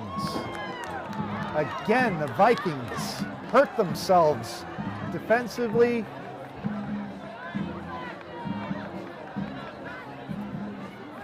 That's an automatic first down. The penalty is 15 yards and an automatic first down for the Rams. Right now, the Vikings defense can't get out of their own ways, just committing too many penalties, giving the Rams opportunities. And you can't keep giving opportunities to a team like this. They're going to make you pay for it. 38 seconds left on the clock in the third quarter. Wareham hanging on to an 8-point lead.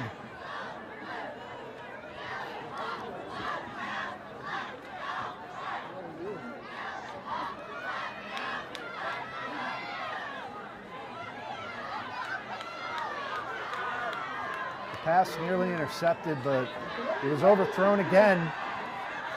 Dean Miranda almost dropped it, but he's going to get sacked. Don Dean Miranda sacked on the play.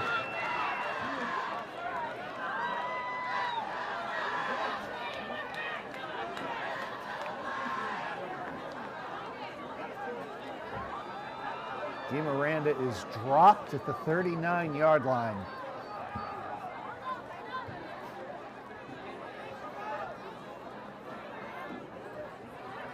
Loss of 6 on the sack for the Rams. It is going to be second down from the Wareham 39. That is the end of the third quarter. After 3, the score, Wareham 26, Upper Cape 18. Buckle up, folks. We're going to the fourth quarter, and it's been a battle.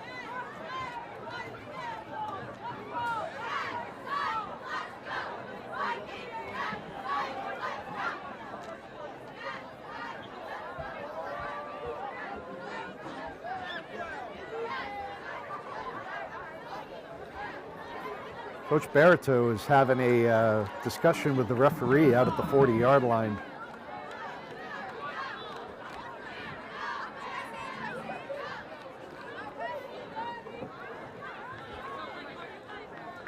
So we are going to switch sides.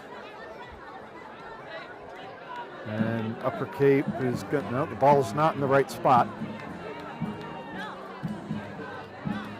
Still not in the right spot.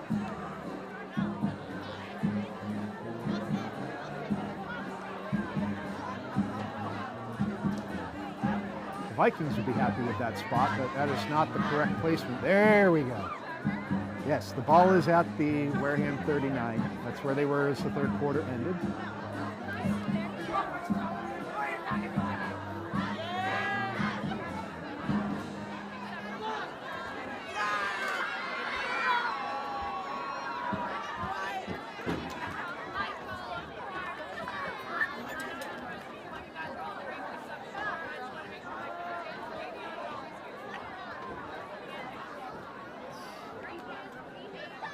There's a loss of 5 on the sack. It's 2nd and 15 at the 39.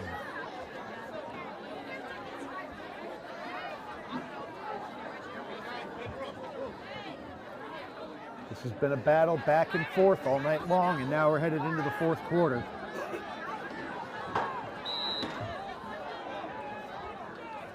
Seen quite the offensive performance from both teams tonight. DiMiranda is going to be in trouble again, but gets away. And he's finally going to be forced out of bounds.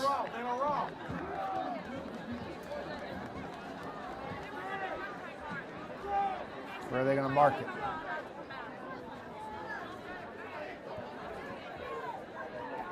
Dom DiMiranda with the carry. He goes out of bounds at the 39-yard line. No gain on the play. 3rd down and 15.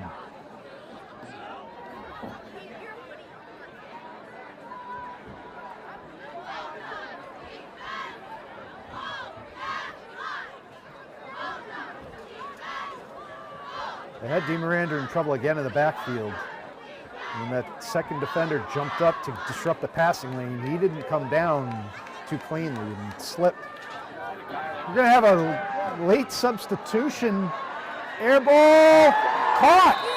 Excuse me, can I put a song on? No.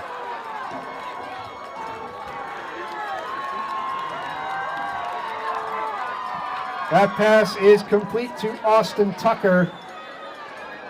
The catch is made at the 10-yard line. It is 1st down and goal for the Rams.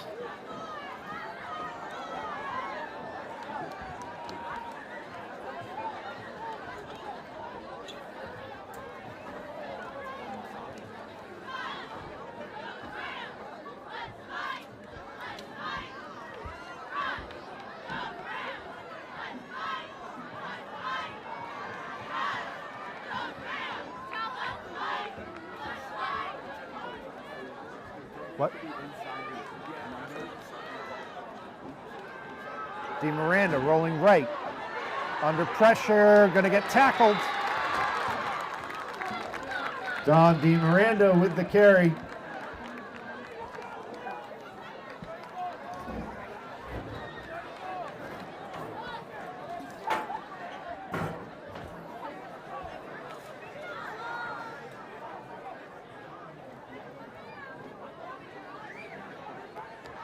He is going to get pushed back about 6 yards, 7 yards or so.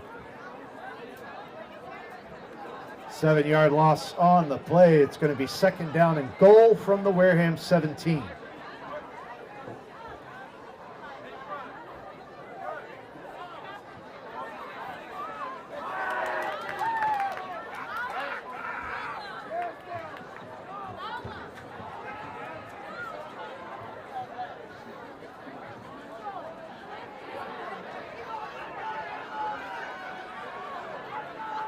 Miranda's going to hand off. Williams has been the other running back carrying the workload tonight. Larry Williams with the carry. Gets 3 on the play. Third down and goal from the 14.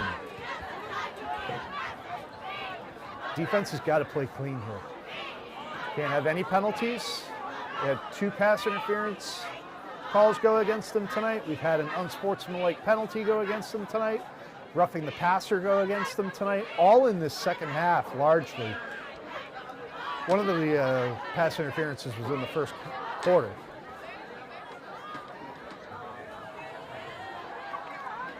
But they've got to play discipline. Keep your emotions in check. Make your reads, make your play. Miranda to the left, finds space, and breaks a tackle and gets into the end zone. Don Miranda breaks the tackle and gets into the end zone for the Upper Cape touchdown. And now again it comes down to a 2-point conversion attempt. Vikings have stopped these extra points all night long.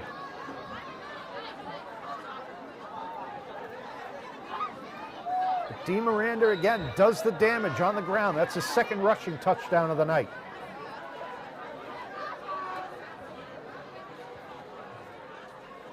Now if you're the Vikings, you got to put together a championship drive, a game-winning drive. Take time off the clock, get down and score without leaving Upper Cape time to respond. Miranda pushes forward. Is he in? Waiting on a signal. Yes, he is. Don Miranda gets into the end zone. The 2-point conversion is good. 8:49 remaining in the fourth quarter. We are tied.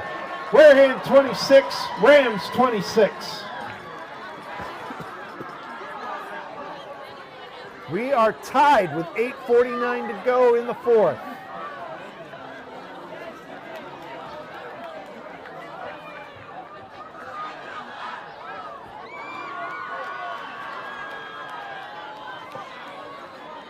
Now, the offense needs a sustained drive here.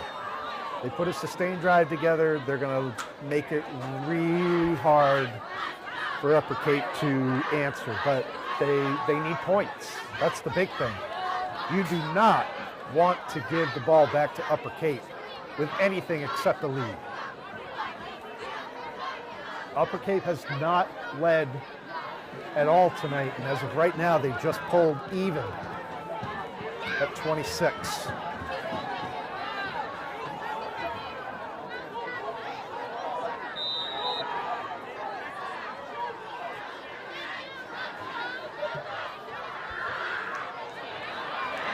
They stayed again.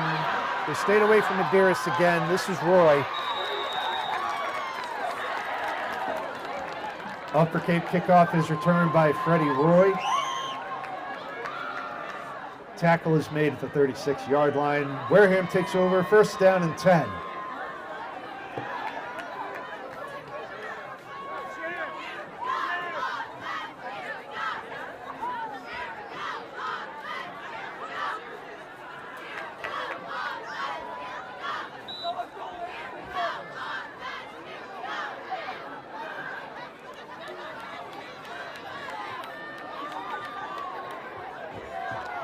Wareham has plenty of time. They don't have to force anything, and Rose has shown good judgment here tonight.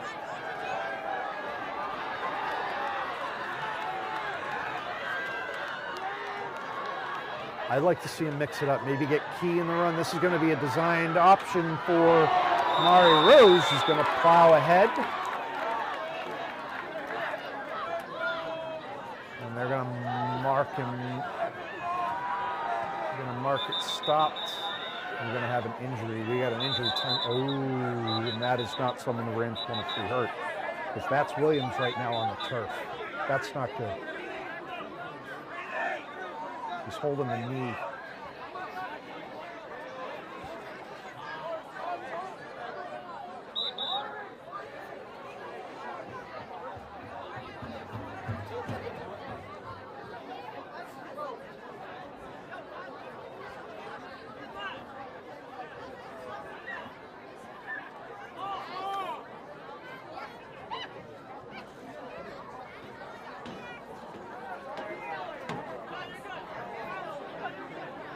He's holding his right knee.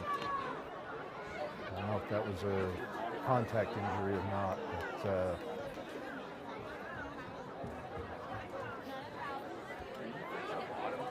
See how it's blacked out there? Is there any way to fix that?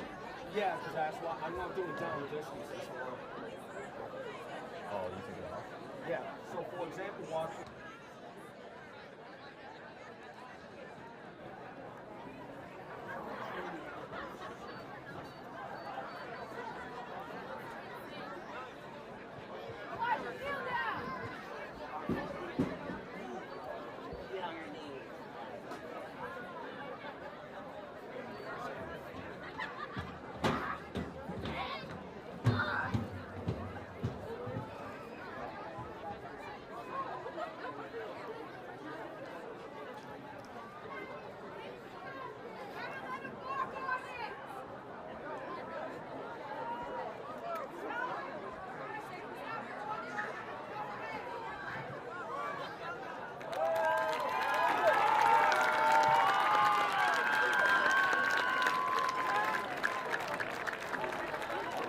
Williams is up, but he is still not able to put anything on that right leg and knee.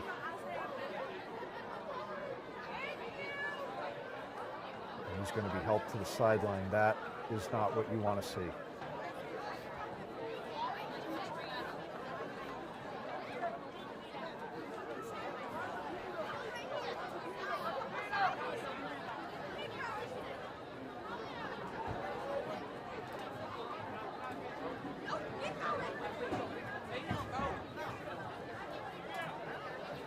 Because over the previous play, it was a 6-yard run by Amari Rose. When out of bounds at the 42-yard line, that's where the Vikings are going to have it. It's going to be a 2nd down and 4.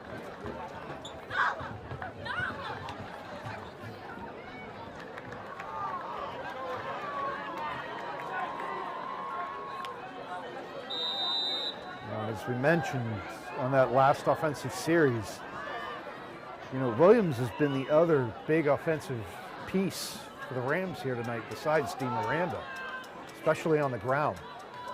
Rose going to hand it off to Lawson. Lawson is going to break up the middle and get the first down out near midfield. Jeremiah Lawson with the carry. Ball is going to be spotted at the 50-yard line. That's a first down for the Vikings. Lawson gets out to midfield, 1st and 10 for Wareham.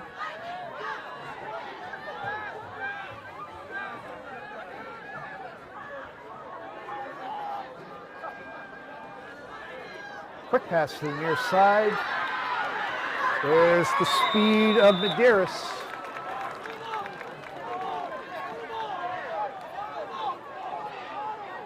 Pass from Amari Rose complete to Jeremiah Medeiros. Gain of 10 on the play. First down, Vikings.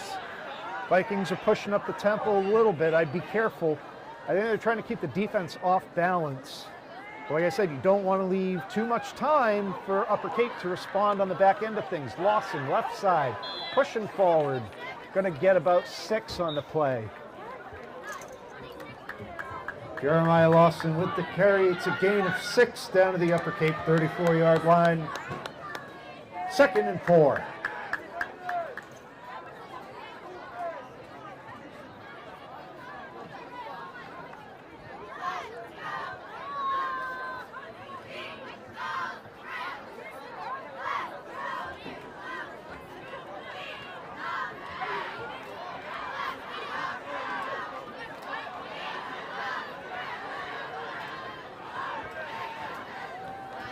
Vikings on the move, clock is running. Both teams have 3 timeouts. This is going to be a flip to Medeiros. They tried this earlier and it didn't work, but it works this time, and Medeiros is going to have a first down. Jaden Medeiros with the carry. That's a first down for the Vikings. Ball is at the 22.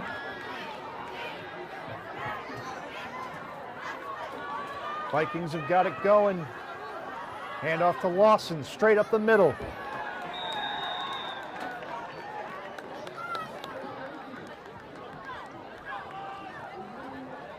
Jeremiah Lawson, the ball carrier. Now the Vikings being bit by the injury bug. Elijah Peener is hopping to the sideline.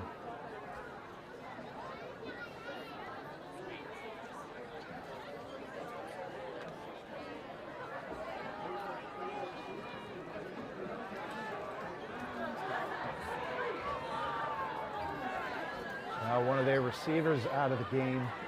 Going back to the double running backs. They're going to fake the handoff to Key. They're going to throw the quick out to Medeiros. Medeiros still on his feet, spins and gets inside the 10. Pass from Amari Rose is complete to Jaden Medeiros. He's right at the 10. Tackle is made at the 10-yard line. First and goal for the Vikings.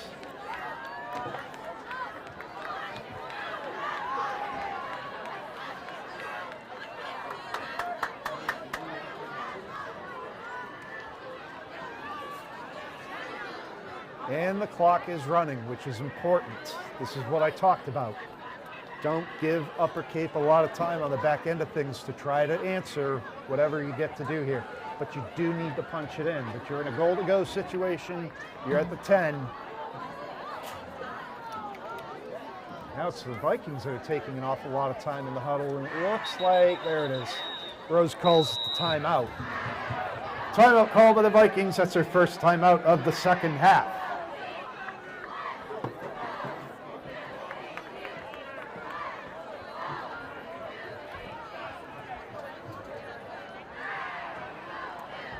And Wareham Media would again like to thank Cranberry Federal Credit Union for helping make tonight's game possible.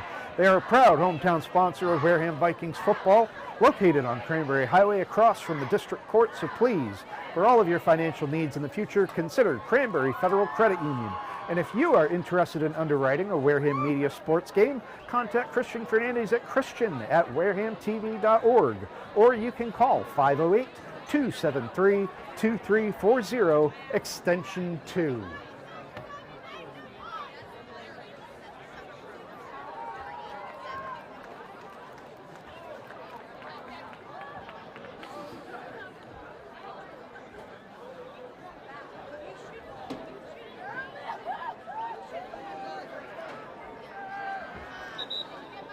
All right, so the timeout is over. There's 4:18 left on the clock in the fourth quarter. We are tied here at Spillane Field, 26 apiece, Wareham and Upper Cape. Two teams that have made drastic improvements over the last 2 games. Both have really come into their own offensively, defensively. They've allowed no more than 2 scores, largely for 3 of those games. Each team only allowed 1 score. But tonight, they have scored 26, they have allowed 26. It's been back and forth. Upper Cape has yet to have a lead. They just recently tied the game on their last possession. It is first and goal from the 10-yard line for the Vikings. Coming out of the timeout, they're going to give it to Lawson. Lawson's going to run to the left, and he's going to run into trouble. But his forward progress is going to get him a couple yards.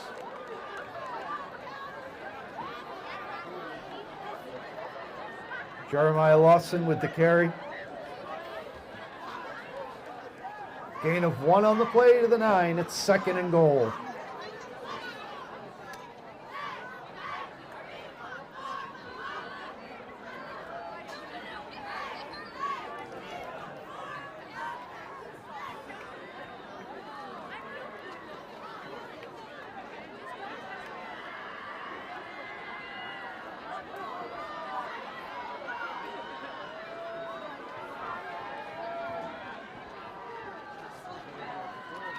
2nd and 9, clock running, under 3.5 to play. We're going to have a flag and a whistle.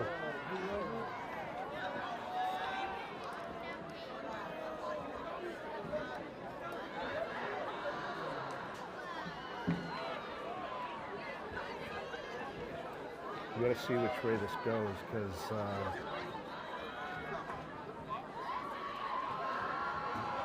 free snap penalty is an illegal shift against the Vikings.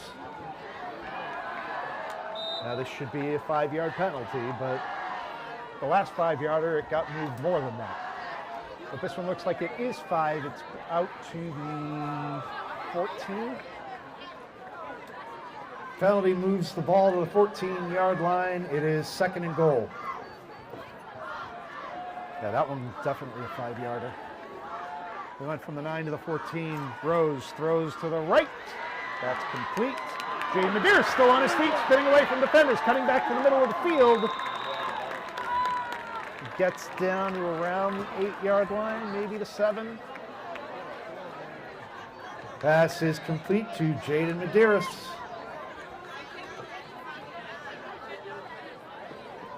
It is 3rd and goal from the 9-yard line. We got the 5 yards they lost on the penalty back. This has been quite the game. We are coming down to the wire. 2:20 to go in the 4th. Tied at 26.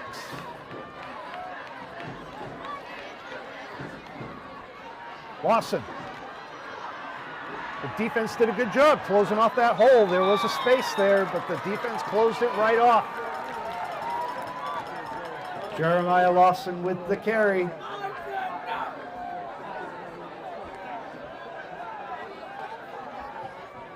Down to the 5-yard line, 4th and goal for the Vikings.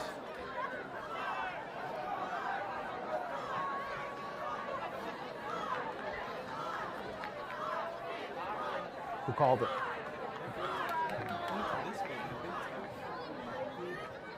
It was a timeout call. I haven't seen a signal yet as to who called it. Okay. Timeout called by the Rams. That's their first timeout of the 2nd half.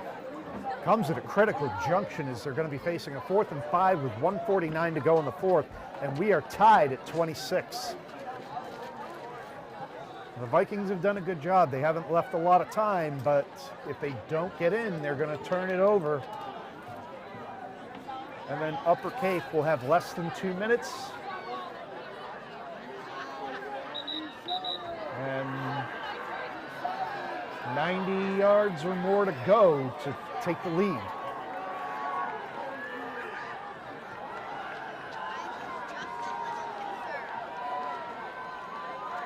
First things first, we got to run this 4th down play and see what happens. Rose has 2 touchdown passes on the game. He's run one in himself.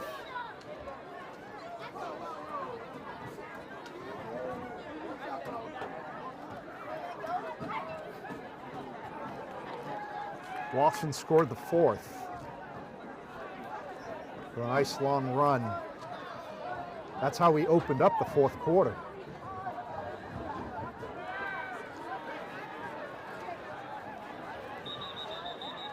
Coach Barretto's calling for a timeout now. I think they were running out of time. Timeout called by Wareham. That's their 2nd timeout of the 2nd half.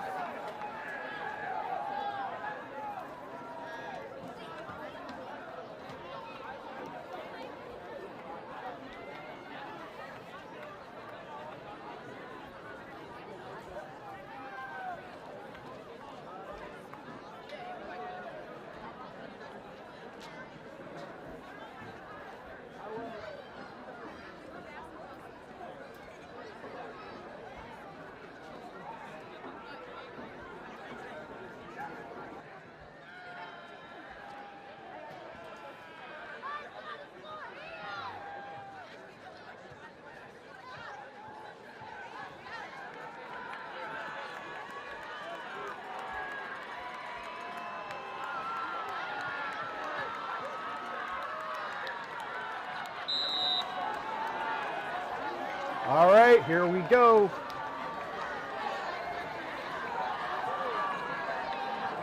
Upper Cape and Wareham each burning a timeout right here. 1:49 to go, tied at 26, 4th and goal from the 5. Medeiros comes in motion. Rose is going to take it himself. He's going right. He's going to get stopped. He did not get in. Mario Rose, the ball carrier, he is stopped. And Upper Cape will take over on downs.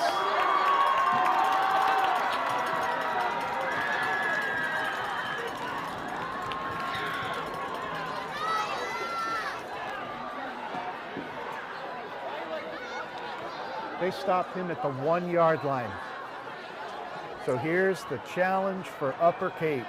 They have 143 and 99 yards to go.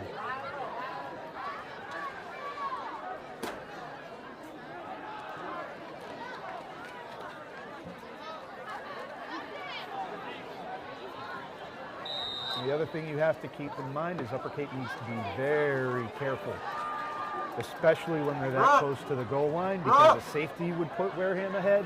If they have a fumble, Wareham would be right on the doorstep, or an interception. Upper Cape has to take care of this ball. Here's the run, and they are going to get some breathing room. Big run, big important run. Especially after losing Williams on that last defensive series. This is Schultz.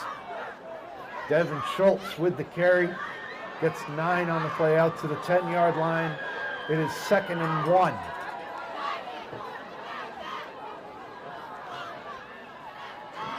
Big run by Schultz to get the Rams some breathing room, but we're coming up on a minute left to play. Upper Cape's only got 1 timeout left, and they've got to go the length of the field. DeMiranda running off the right side. He's going to try to get out of bounds. DeMiranda and Rose colliding on that far sideline, and he does get out of bounds to stop the clock. Dom DeMiranda on the carry. Picks up a first down going out of bounds at the Upper Cape 21. 58 seconds remaining in regulation.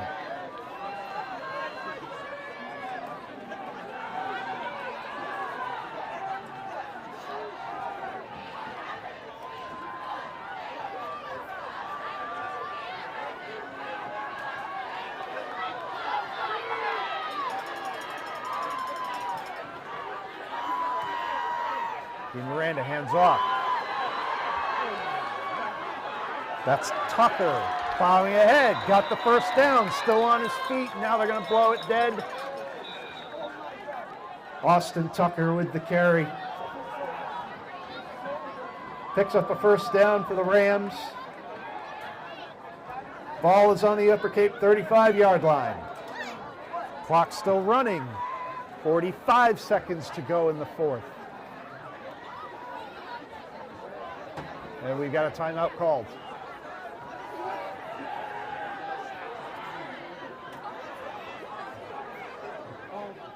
They had a timeout called. I think we're going to have to put some time back on the clock here.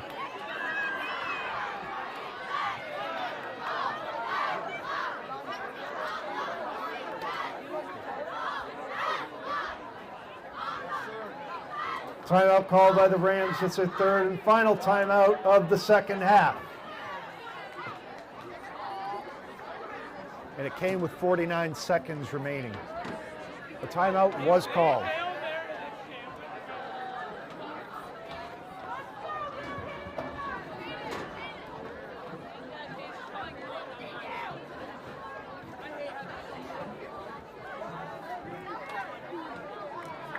I'll let you do it. It'll be easy.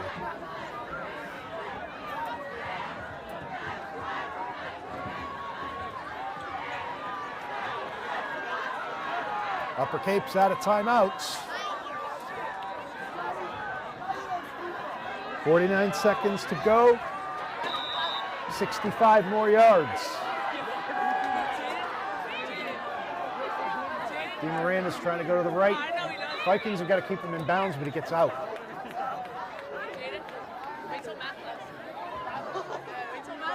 He lost a yard on the play.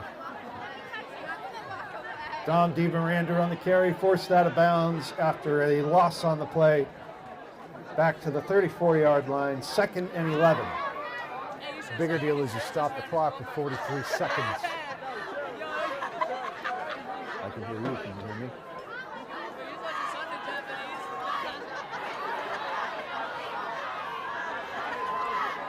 DeMiranda under center. Gives it to the up back.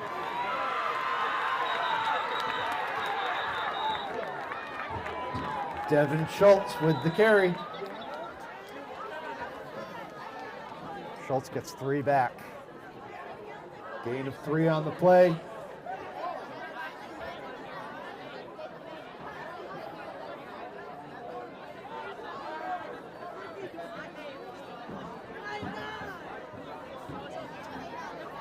Is that Wareham's last timeout now?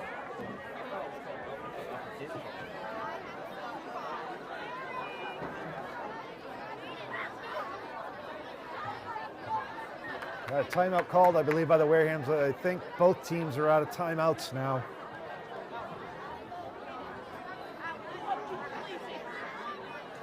Should we go to overtime, this should be a college-style overtime. So they'll figure out who's going to take the first possession, and they'll put it on the opponent's 20.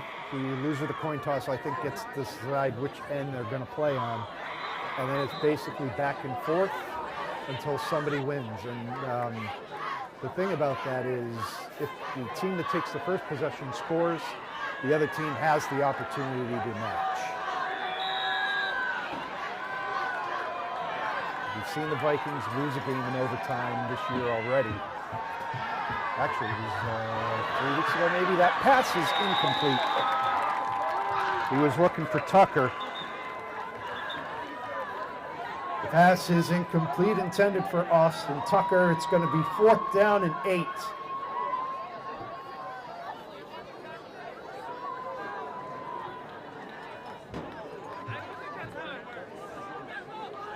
The cold is setting in. It's gotten noticeably colder here as the game has gone on. You can see the players' breath. This is a huge play for the Vikings right here. It's 4th down and 8. The ball is on the 38-yard line of the Rams. 26 seconds left on the clock. No timeouts remaining. You need to keep them short of the Upper Cape 45. And if you can,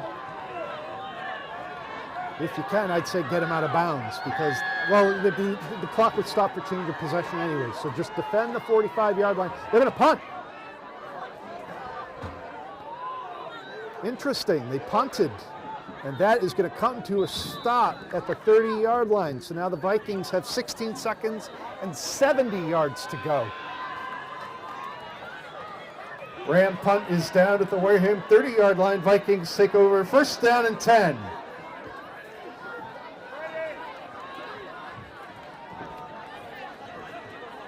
I'm going to be looking for Rose to go deep. Take a shot. You got Medeiros. You got LeMay. You got Larizio. Roy.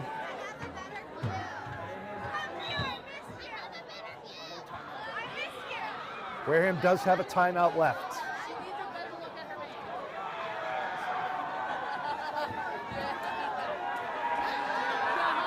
So maybe that was only Wareham's 2nd timeout on that last series. All right, so 70 yards to go. 16 seconds, 1 timeout. Rose going to have to take off and run. Heading for the far sideline. He's going to get out of bounds. 9 seconds left. Murray Rose with the carry. Goes out of bounds at the Wareham 37-yard line. 2nd and 3. I still say now's the time to go deep. So we've got another player down for the Rams.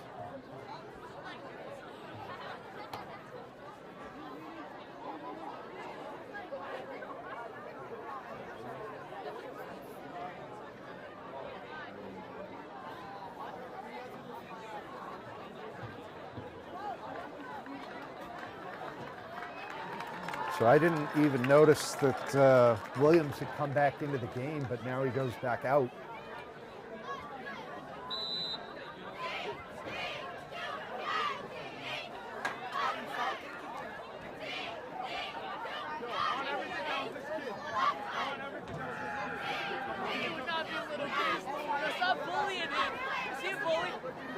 If you get the ball out quickly, you got enough time for 2 plays.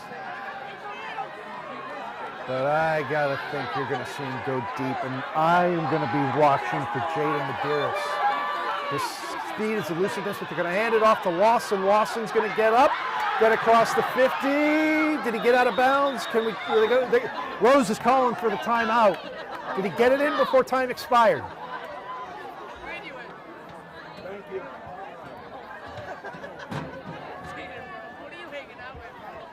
Jeremiah Lawson with the carry.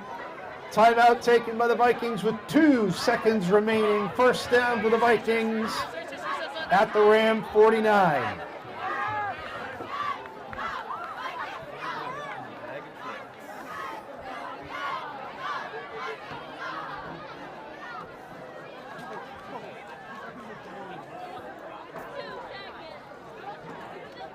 I was mistaken.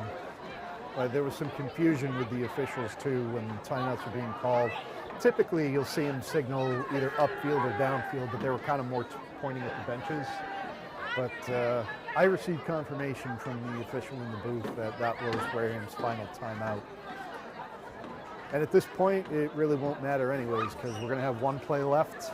I expect them to just send everybody deep and try to win the game. And if they're unsuccessful, then we'll be heading for overtime. It'll be the second overtime game for the Vikings this season.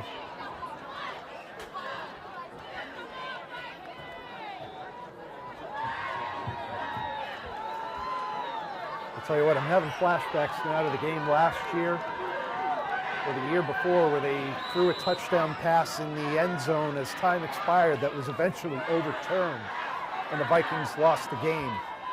So here we go, last play of regulations, 2 seconds remaining. Got 3 receivers to the right. Here they go. Rose, he's got to let it fly. That is overshot, falls to the ground, and we are going to overtime. The pass is incomplete. That is the end of regulation. We are tied at 26. We will be heading for overtime. I would have expected anything less, really, out of these 2 teams with what I've seen over the last 3 weeks. End of regulation here at Spillane Field in Wareham, 26-26 all. Now we go to overtime, and as I mentioned earlier, this will be a college-style overtime.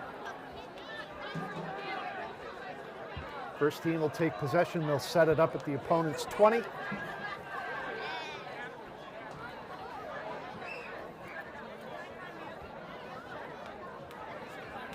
OT.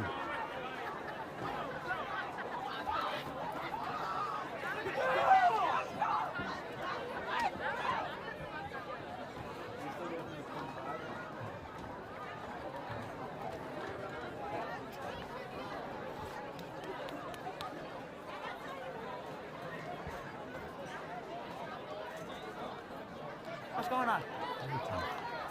Hey. Hung a hall, man. I'm with you. My friend stole my play.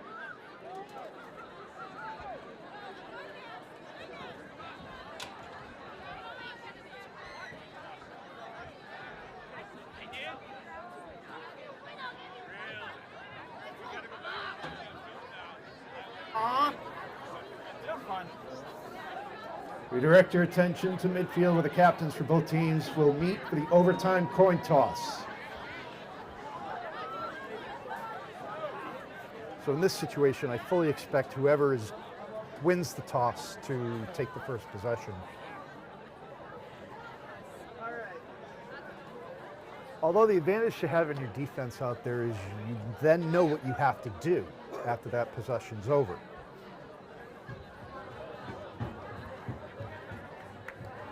The overtimes are untimed. untimed overtime, so there is no time on the clock. It is just 1st and 10 from the 20, and we see what happens. And then once the first possession is over, the other team knows what they have to do. And if they match it and keep it tied, then we continue on. If one team ends with the lead after each team has had a possession, then the game's over.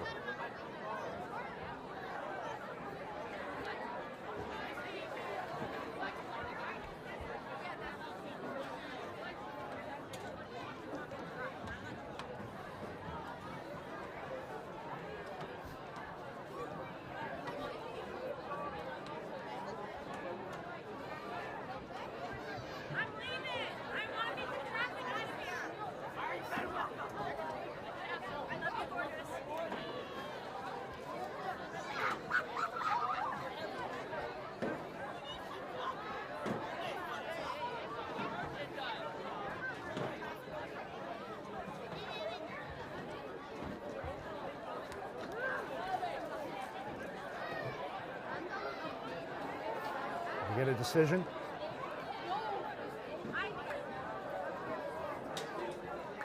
Upper Cape won the toss, is going on defense. So Wareham Upper Cape won the coin toss and have elected to go on defense. Wareham gets the first possession of the first overtime. And they're going to go to the right side of the field.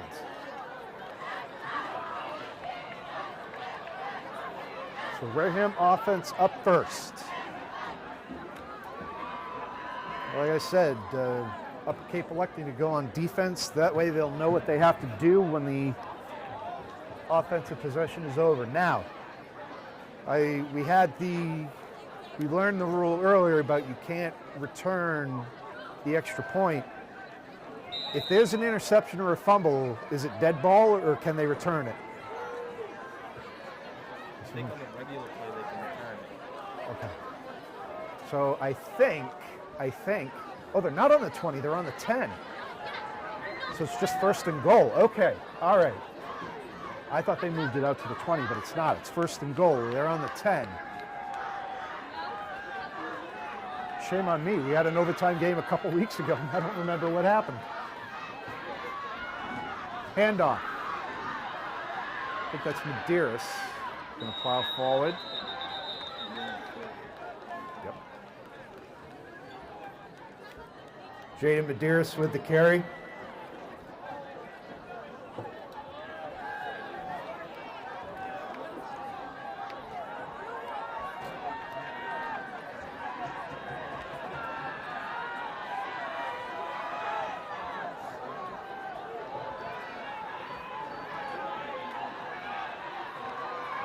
Gain of 2, 2nd and goal.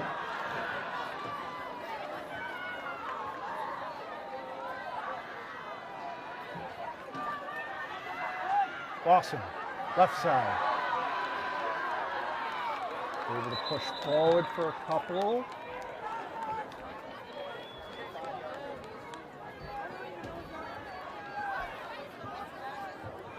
Jeremiah Lawson with the carry. It's a gain of 2 to the 5-yard line, 3rd and goal.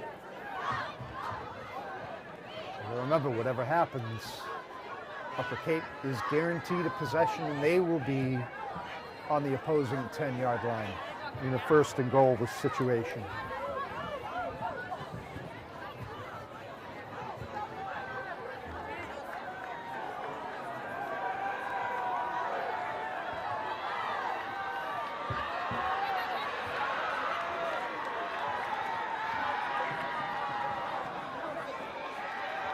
Rose looking to pass. Incomplete. It was in the hands of the receiver and he dropped it in the end zone. The pass is incomplete.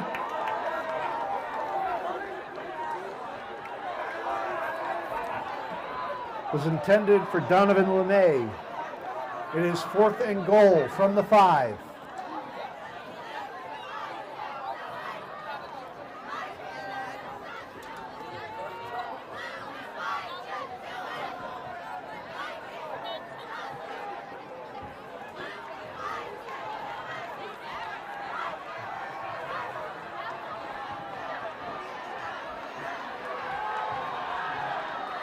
Who wants it more is the question. 4th and goal from the 5 in the first overtime. First possession of the first overtime. Rose is going to keep it himself. Go to the right. Going to option it to Lawson. No good. Pass goes to Jeremiah Lawson. He is stopped, and Upper Cape will take possession.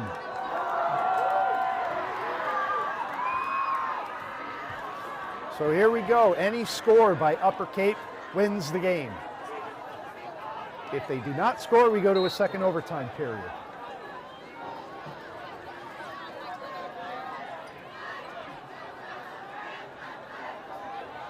Are they going to walk? I thought it should be the same end of the field. Oh, maybe he wanted the ball. I thought he was like pointing to walk the other end. But.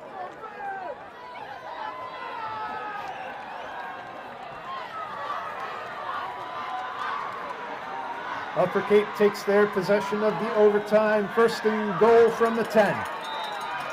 Big series here for the Vikings defense. DeMiranda, left side, gets away and stumbles and falls. Big save for the defense. Dom DeMiranda with the carry. It's a gain of 1. 2nd and goal from the 9.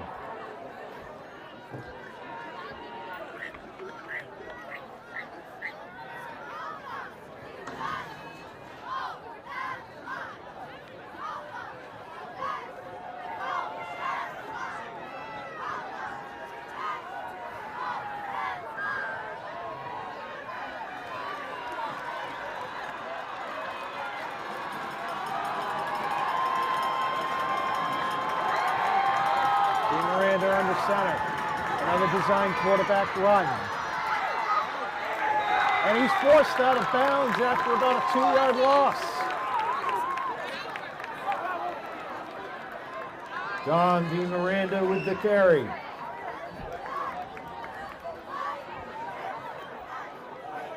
Two-yard loss on the play. Back to the 11-yard line. 3rd and goal. Vikings need to hold him 2 more times.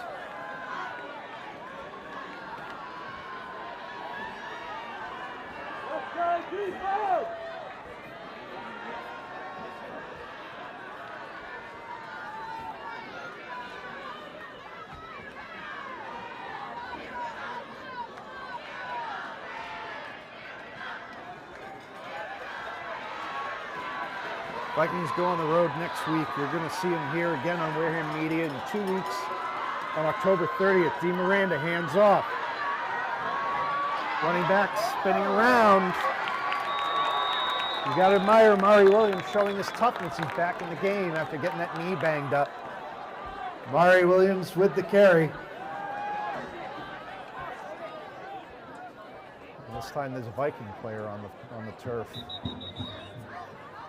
We're going to have an injury timeout here.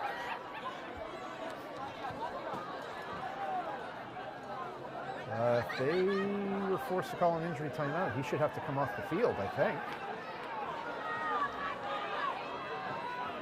He's going to have to come out for a play. I'm not so sure about that, but... Okay, well now if Wareham's using their timeout, then what's up? All right, so UCT called the timeout instead.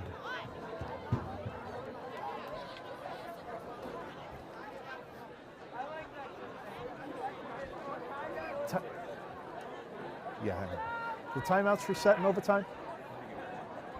You just get, what's that?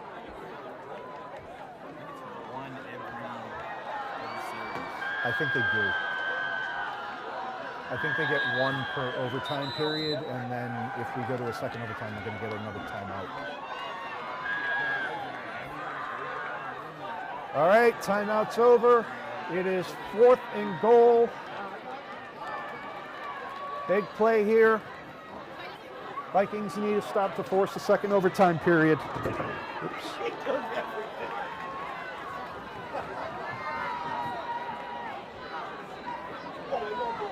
They're going to go for a field goal. This would be for the win. Any score wins it for Upper Cape. Miranda's got a leg. Here we go. And a whistle before the play. What? Timeout Wareham. I thought they only had one. No, Upper Cape called that. Oh, all right. I thought Wareham called one earlier in the period. No? No. Timeout called by the Vikings. They iced the kicker.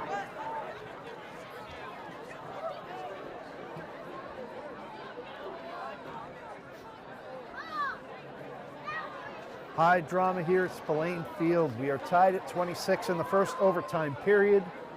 Wareham has already had a possession in the overtime, did not score. Upper Cape now facing a 4th and goal from the 11-yard line. They were in field goal formation, lining up to kick, and the Vikings called a timeout to ice the kicker.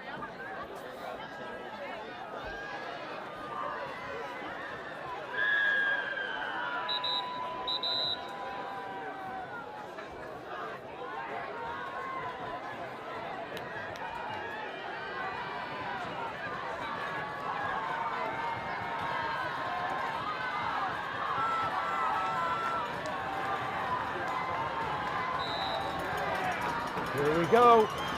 Field goal for the win.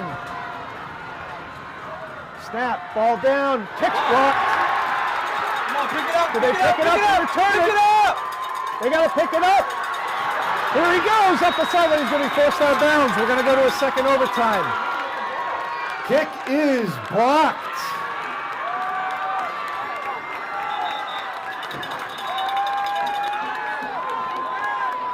After one overtime period, we are still tied. We will go to a second overtime.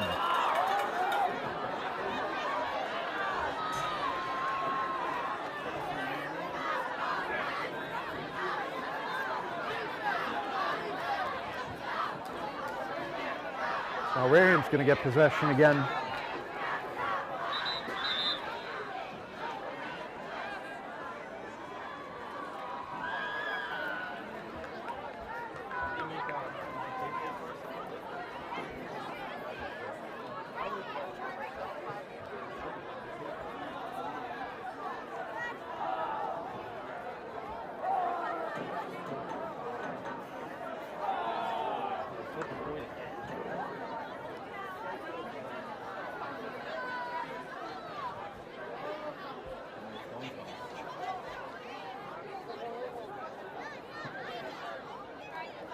So here's the coin toss for the second overtime.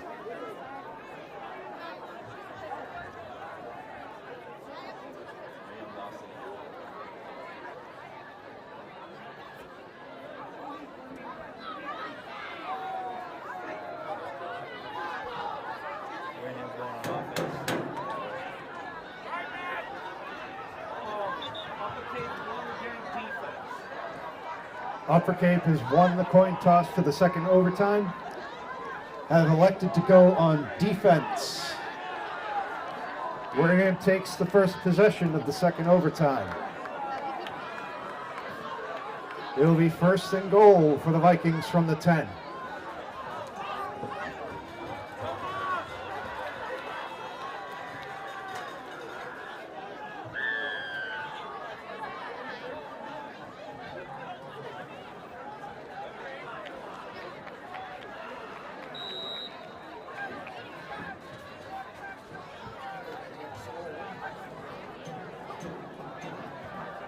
Wareham has elected to come down to the other end of the field for this overtime period.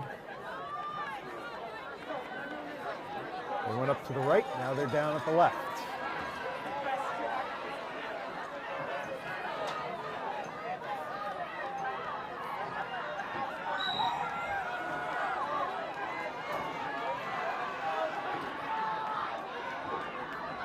Rose, hands off to Lawson. Lawson gonna get some space on the right side, but he's gonna be tackled after a gain of about 3. That Upper Cape defense has done a great job closing off those running lanes fast. Jeremiah Lawson with the carry.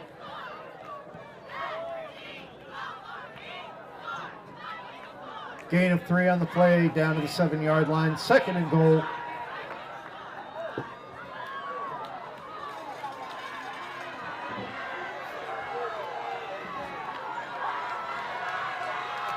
Lawson again, the single back.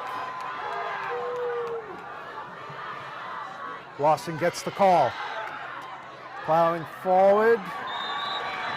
Going to pick up 2, down to the 5, and he's going to get stopped. Jeremiah Lawson with the carry. Gain of 2 on the play, down to the 5-yard line, 3rd and goal.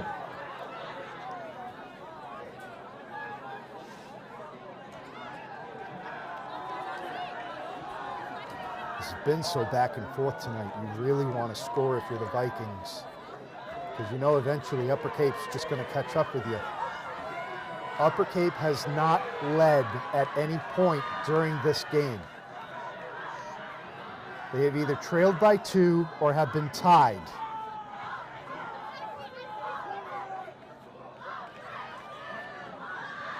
Rose is going to keep it himself, looking to throw. Off the hands of the receiver in the back of the end zone. Pass from Rose is incomplete. It was intended for Tomas DeCanto. It is 4th and goal. Now, all of us here in New England are very familiar with Super Bowl 51 in 2017. The Patriots led that game for exactly 0 minutes and 0 seconds and won the game in overtime. Upper Cape finds themselves in that position here tonight. Wareham, meanwhile, has one more opportunity to punch it in here in the 2nd OT. They've had a couple of passes in the end zone just go off the hands of the receivers. Yes, sir. I have an announcement for you from the referee. Okay. Make an announcement that even if there was a score, no fans on the field. Say it now. I can't. They're going to run a play. Yep, there you go. That's the call I wanted. There's Medeiros, but he's going to get shut off. Jaden Medeiros with the carry. He is stopped. And Upper Cape will take over. Ladies and gentlemen, the officials have asked me to remind you that regardless of who wins the game, whenever there is a score, no fans are allowed on the field. Again, this is coming from the referees. No fans allowed on the field at any time. Thank you. Who's on?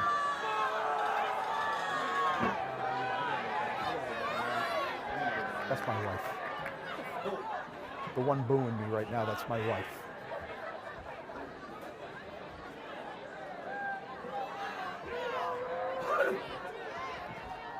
Upper Cape has a possession in the 2nd overtime. It'll be 1st and goal from the 10.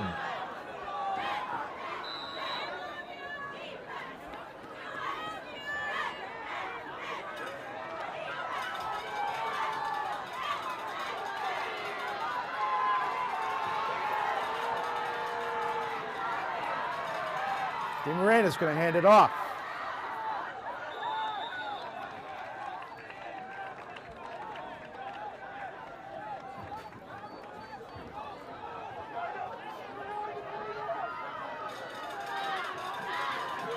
They're going to get 2 on the play. They're going quick.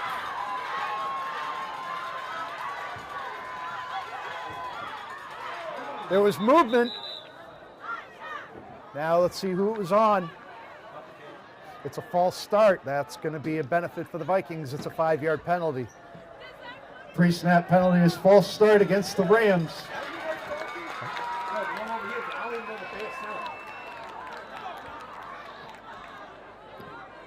5-yard penalty. It is 2nd down and goal. Ball is now on the 12.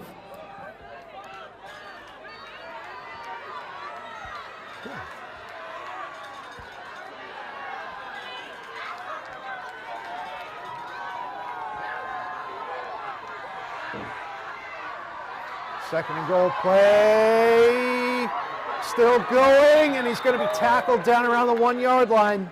3 feet to go, 2-yard line, 6 feet to go, and Upper Cape will end this game. Play goes down to the 2-yard line. It is 3rd and goal.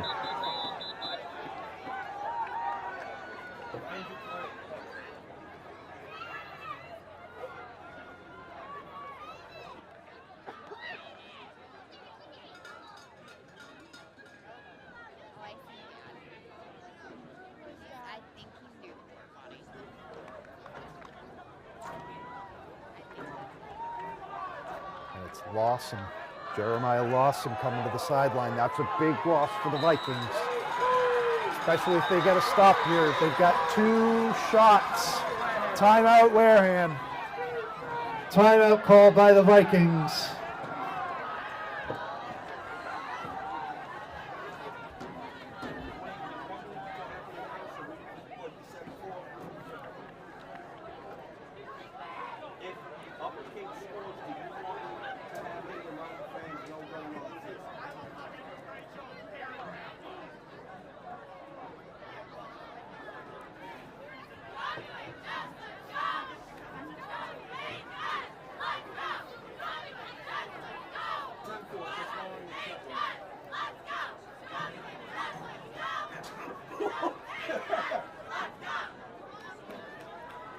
That's Wareham for you.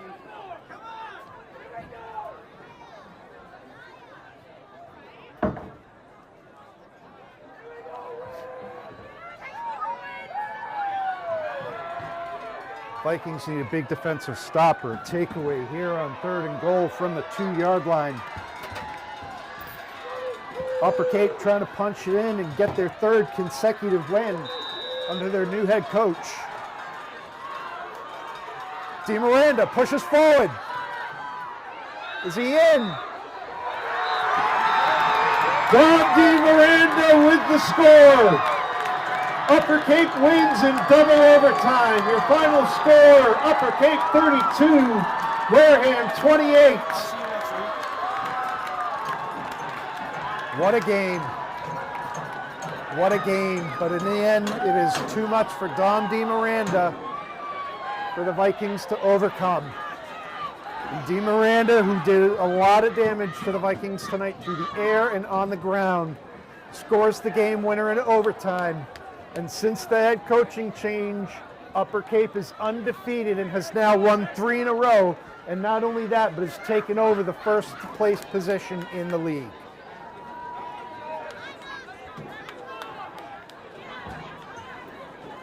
Ladies and gentlemen, that brings us to the end of tonight's game. Thank you everyone for attending and helping to support Wareham High School sports. Please make your way home safely. Use caution as you move around the bleachers. It's getting cold. We're going to have some condensation. The metal is going to be very slippery. Watch your footing and use the handrails. Drive home safely. Enjoy the rest of your weekend. And the next time the Vikings are at home is in 2 weeks on October 30th. Join us for senior night. Until then, good night, everyone. Here we go. I talked about it. You know, they led for exactly 0.0 minutes in this game, but in double overtime, Don DeMiranda scores the winning touchdown. Upper Cape escapes with the win, gets out of here with a 32-26 victory. So we're going to be back with more Wareham Vikings football in 2 weeks on the 30th. Also tune in and you're going to see Mass Maritime football coverage. We're going to be bringing you that game. We will be at Mass Maritime tomorrow. Hard-fought game, but the Vikings just come up a little too short tonight. But for the rest of our Wareham staff and our production team here at Wareham High School, this is Matt Lynn saying thank you for joining us, and we'll see you next time.